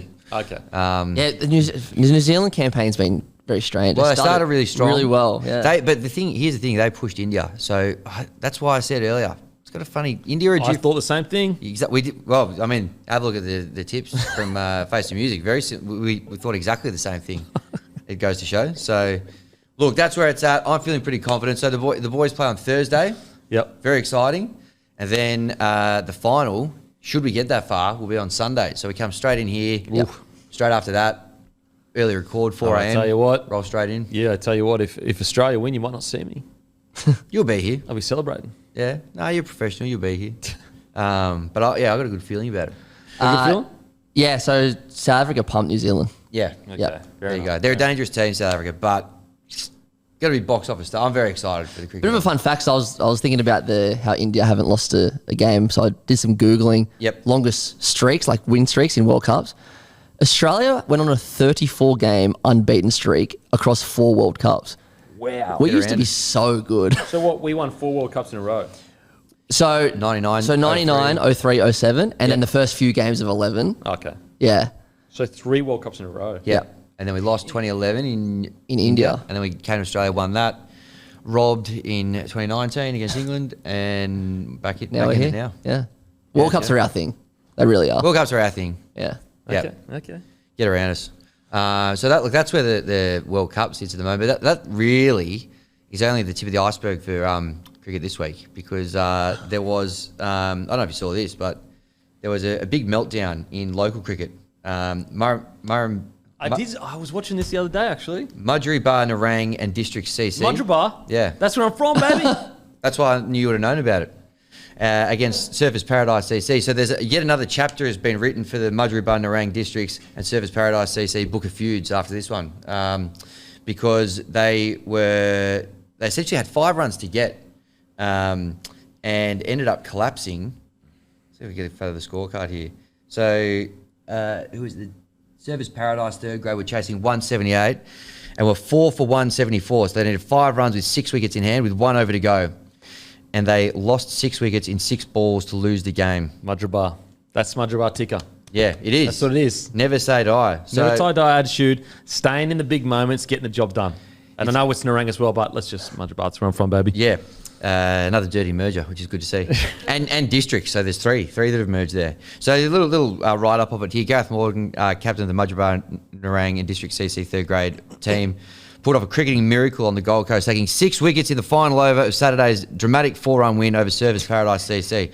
Surfers Paradise needed 5 runs for victory heading into the last over with 6 wickets in hand, only for Morgan to take a sextuple wicket maiden, including 5 golden ducks. After removing Surfers Paradise opener Jake Garland for 65, caught a deep mid-wicket, Morgan ran through the opposition's lower order to finish with 7 for 16 from 6 overs. The first 4 dismissals were all caught. The final 2, you'll enjoy this, were bowled at the wickets. That's what happened. The game was on the line, and he bowled at the wickets and got the job done. Exactly. Well, yeah, and he's got a little quote here from Morgan. It says, "It's funny. The umpire said to me at the start of the over, I needed to take a hat trick or something to win the game. When it happened, he sort of just looked at me." Earlier in the match, Morgan top scored for Mudgery Bar with a rapid 39, clearing the boundary rope twice. So a bit of a day out. Mate, Morgan, sign him up. I'd probably bring him in for Stoinis, to be honest with you, just to balance up the team. You can do it with the bat and the ball. So if you have a look through the scorecard there, you can see there was a lot of kind of getting caught at mid-on, getting caught at mid-wicket. I would have thought maybe just have a look at a couple of boys and maybe just nerdle a few around. But that's one of the great cricket performances. I don't know yourself as a big cricket nuffy where that one sits for you in the pantheon of cricket for the achievements. local community, we've been celebrating ever since it happened. Yep. Local Mudgery Bar community. I was down there having beers with the boys. Yep. A few war stories. Actually, I actually spoke to them before they went out in the field, Yeah. and I gave them a bit of a rev up. Yep. And it's clearly worked. Was this between the innings or just before the game in general? I gave them a rev up every innings. Every innings. Every innings I got them to come in. Commitment. You revved do love them your up. cricket. You can't stay away from it, can you? Exactly. I revved them up and sent them back out. Yep. And the last innings before, obviously, the greatness happened. I gave them the rev up of the fucking lives, that's for sure. Goes to show. You're only going to have a look at the scorecard. So that was a big one in cricket this week as well. A couple of little Sheffield Shield wrap. I know that's what a lot of people tune into the show for, is my Sheffield Shield wrap. So disappointingly, last week we spoke, I had burned a day of leave after the Melbourne Cup. I was going to get down to the SCG to watch the game. There was really no cricket to play on that last day. WA were 40 runs behind with 3 wickets in hand. I'd burnt the day of leave. I didn't even bother going down. Oh, no. They ended up getting a lead of 4 runs. New South Wales had to bat just after lunch, and they got it on the second ball. I think it was 4 byes that ended up doing the business. So bit of a they did snap their 15-game Sheffield Shield losing streak, so good on New South Wales. Yeah, well but done. they've cost me a day of leave, and I didn't get any Sheffield Shield. So Is this right, Hammy? So it was WA versus New South Wales. Yeah. In the time that New South Wales hadn't got a victory, WA had won the comp twice. that is correct. That is correct. So no one. Why Quite is an New South upset. Wales so bad at cricket? They just don't get Sheffield Shield cricket. Now, here's what the problem is. All their, if everyone was at full strength, they'd probably have the best team. Easily. But they've got Smith, all their Stark, Hazelwood, Cummins. Play overseas and that. Yeah, they're all in the international team. So okay. they don't get much time to go back and play Okay. there. So there's a lot of younger kind of guys coming through. But anyway, they had a win. And the other one that you'll be, I know you will have been watching this one because it involved your beloved South Australia. They had a remarkable win over Queensland. Up at the Gabba, they won by 3 Those runs. bloody South Australians. Yeah. They'll get you. They will. And it was the man who did the damage at the end to knock over Usman Khawaja was Jordan Buckingham. Now, I don't know if you saw this, but when he took the final wicket, he ran over to, sprinted off, did basically a lap of the Gabba, ran over to the boundary and gave the crowd a big shush. He shushed the crowd. Now, let's bear in mind at a Sheffield Shield game, the average attendance is about 50 people. So I don't know who he was shushing or what was being said. But Oh my God. Jordan Buckingham Oh my God. goes whack. Well, you know what? He's put himself on the map because I didn't know really a lot about Jordan Gave Buckingham. the cricket. Gave the shush at the Sheffield Shield. Oh, yeah. I thought it was a bit uncouth for cricket. A little bit uncouth, but we love those. In Sheffield Shield cricket, we love those characters in the game. So Okay. good on Jordan Brings and the the people boys. back. It does. I tell you what, the people that he shushed, They won't be coming back they won't be cut. Well, maybe they will be to spray him when he does go back. in bigger numbers. So, Yeah. moral of the story, good for the game, Jordan Buckingham. Bums on seats. Thumbs on seats. That's what it's all about. Okay. Yeah. Now we're going to play. Look, it's taken the world by storm. I hadn't heard of it before today, but apparently there's an app called NRL Grid. We're gonna do a grid. Going to do a grid. Yep. We're going to try to do a grid. Yep. I'm unsure about what it even means. The boys tried to explain it to me. Yep. But walk us through it, Hammy. Okay. What is this NRL Grid carry Well, on? it first came to my attention when I saw Guru doing a couple of emergency. So the Ruers made this go viral. Well, yeah, this is right up Rue's alley. And when he said he was going away in his caravan for the week, he was supposed to be getting off grid. But ironically, he was probably spending more time on grid than if he was here. So here it is. You probably can't really see what's going on there. So it's basically, it's like Wordle for rugby league. So this is it's for the rugby league nuffies. And what you can see across the top here, there's a Penrith Panthers jersey. So everything across that top line's got to have a Penrith player involved. And then I'll give you an example. So the first column here, they've got to be a teammate of Luke Lewis. So, and every line you go across the grid, you're getting another kind of thing that you've got to involve. So if you go down here, the next one, there's a Sharks jersey. So everything across has got to be involve a Sharks player. Then the bottom one here says 1+ year gap in the NRL. So they've had a bit of a sabbatical, gone and played a different code or whatever. Geez, that's a tough one. That is a tough one. Then as you go across, you got Luke Lewis teammate. The next one is scored 15+ tries in a season. And then the last one for today's one is 1, 2 or more premierships. So you've got to find a little cross section and you get rewarded for finding, you're aiming to get the lowest score you possibly can. It takes a percentage of what everyone else has guessed. It's like golf. You're going for the lowest possible score. Okay, so basically your left axis, Yep. so the left, Yep. it'll have, it's that grid will have the Penrith jersey. Yep. And then the top axis will add in Yep. a, what's the word? Not a marker, a parameter. Yeah. So for example, Metric. a metric. Yeah. So it'll be a Penrith jersey and Yep. then it'll say teammates with Luke Lewis. So in that box, you have to have a person that's played for Penrith. Yep. And he's a teammate, has been a teammate of Luke Lewis. Correct. And then the next box will be, has to have scored 10 tries or something. 15+ tries in a season and played for Penrith. And the next one won 2 or more premierships and played for Penrith. And then there's 3 levels of that. So not levels, sorry. There's okay. Then the next grid underneath that will be Sharkies. Has to have played for the Sharks. Yep. Has to have played for Luke Lewis. Yep. With Luke Lewis. Yep. And then it just goes across like that. Yeah, that's right. Okay. That's how it works. So, all right, and we're going to put just a 1 minute time cap on each of these, just so So people aren't going, what the hell? we'll do it together, and we're going to see if we can aim for. And so just to explain, if you pick a player that is accurate that a lot of other people haven't picked, you get less points, which is a good thing. That's a good thing. That if you pick a player that everyone's picked, you get more points. So basically, you're trying to look for the most obscure players that fit the position. You've nailed it. Mr. Grid over here. He just gets it. I get it. He gets grid. I just get a lot of things. Are you all good to have a little 60-second timer there? I'll do the timer, yeah. Yeah. All right. Nice. Well, maybe we'll start with the first one, which is Luke Lewis teammate. So Penrith player. Luke Lewis teammate. Luke Lewis teammate. Yep. Okay, so he was a winger at Luke Rooney. Gave the great Rooney. Luke Rooney. My hunch is a lot of people are going to have Luke Rooney. Oh, you reckon? Okay. I reckon I've actually got a good one for this, and it's by complete fluke. But a couple of years ago, we went on this when the bushfires were happening. Yeah. And we had a bunch of old players come through, and I was at dinner with Luke Lewis. He was there, and former Penrith player Matt Adamson, and they were saying how they played in, I think it was Lewis's debut or his first year. So I reckon Matt Adamson might be. That's good. Matt Adams, there we go. My shout was going to be Paul Fatawira. Oh, that's a good one. Who do you reckon's going to be more niche? Matt Adamson. Matt Adamson. Fatawira was known pretty well, I reckon. Yep. So Matt Adamson. Matt Adamson. Do you know how you spell that? I got it. Oh, it just comes up. I popped. Yeah, it's got. That's the great thing about the grid. It's Auto all pops in up. there, and it just auto pops up. Ooh, okay. Matt Adamson, 0.51. Oh, yes. So we are off to a flyer. Absolute flyer. All right, we'll go. Keep going with Penrith. Scored 15 plus tries in a season for Penrith. Okay. You've got Tenny Lesniak probably did that. Yep. David Simmons. He definitely did because he topped the try scorers. Oh, a few Travis years. Burns. Well, no, sorry. Todd, the guy that got tackled in the grand final, Burns. Oh, did he play for Penrith as well? Oh no, I'm fucking completely brain fart. Apologies. Amos Roberts. He would have scored. Roberts. Amos Roberts is a good one. What about Luke Lewis? Because he did play on the wing. I wonder if he scored. No, he probably did score 15 or more tries. And if you get one wrong, you automatically get 100 points. So it's completely So you're basically gone. you're gone. So you Okay. got to. So yeah, Amos Roberts. Who was your other on there? Robert Anderson was played for the Rabbitohs too, didn't he? He played for Roosters. Yeah. He played for He was Panthers. gunning at the Roosters. Yeah. My one was David Simmons. Yeah. That's a great shout. I quite like that shout.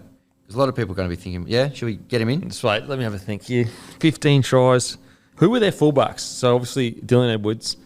Before that, Matty Moylan was there for a little bit. Yep. Would Matty Moylan be one? A smoky. Yeah.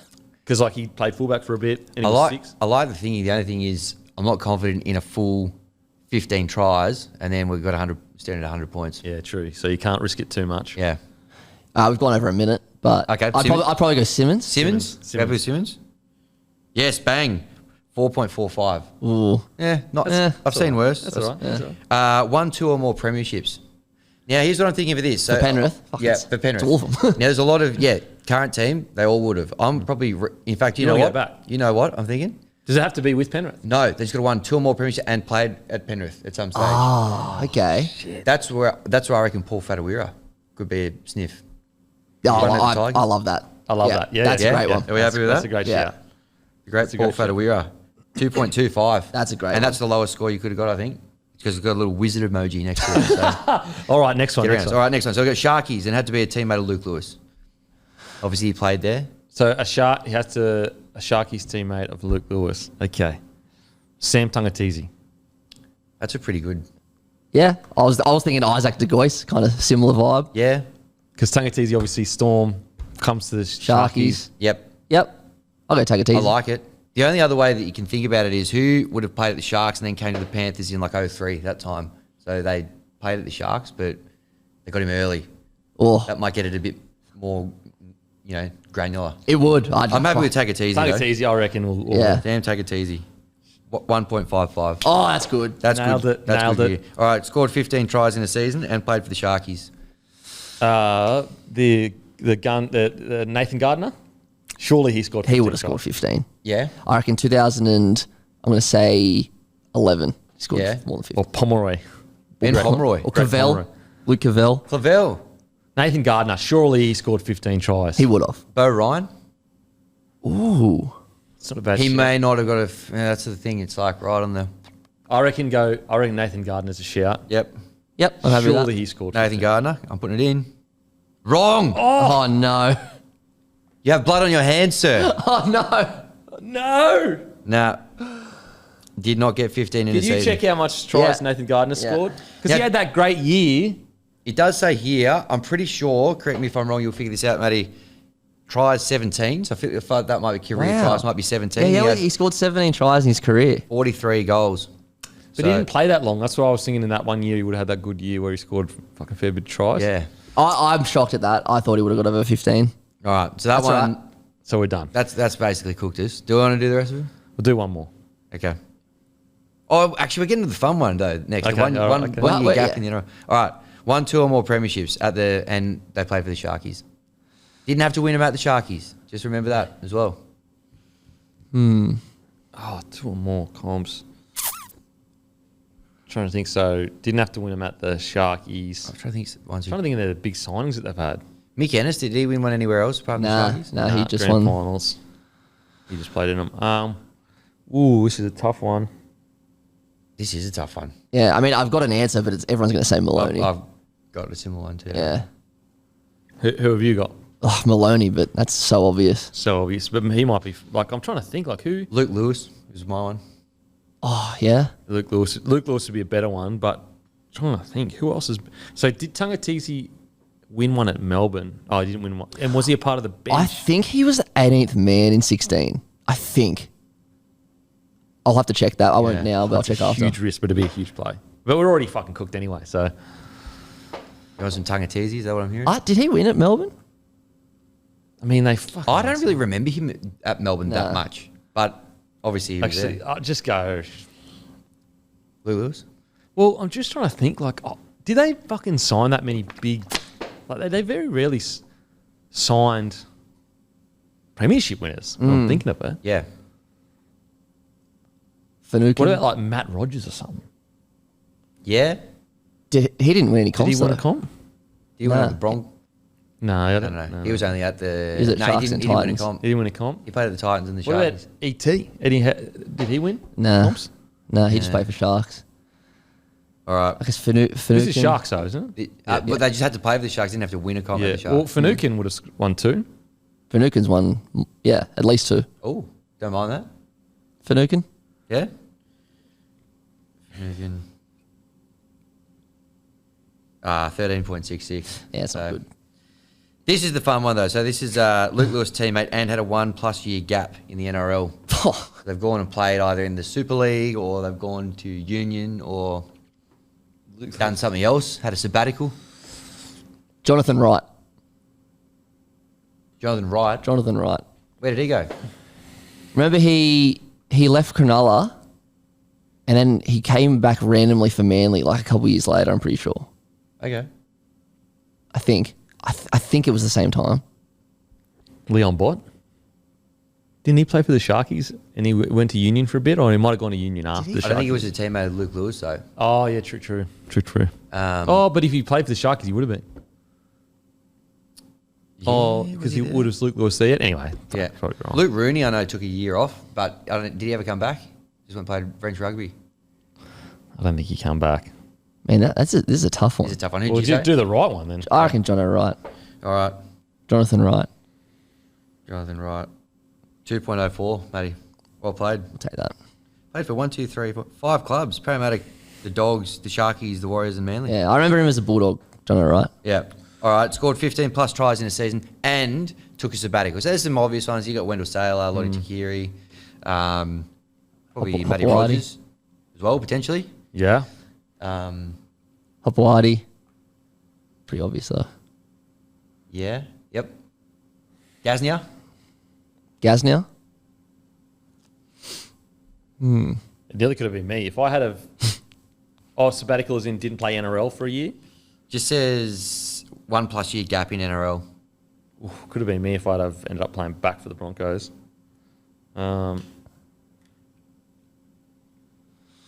1+ year gap.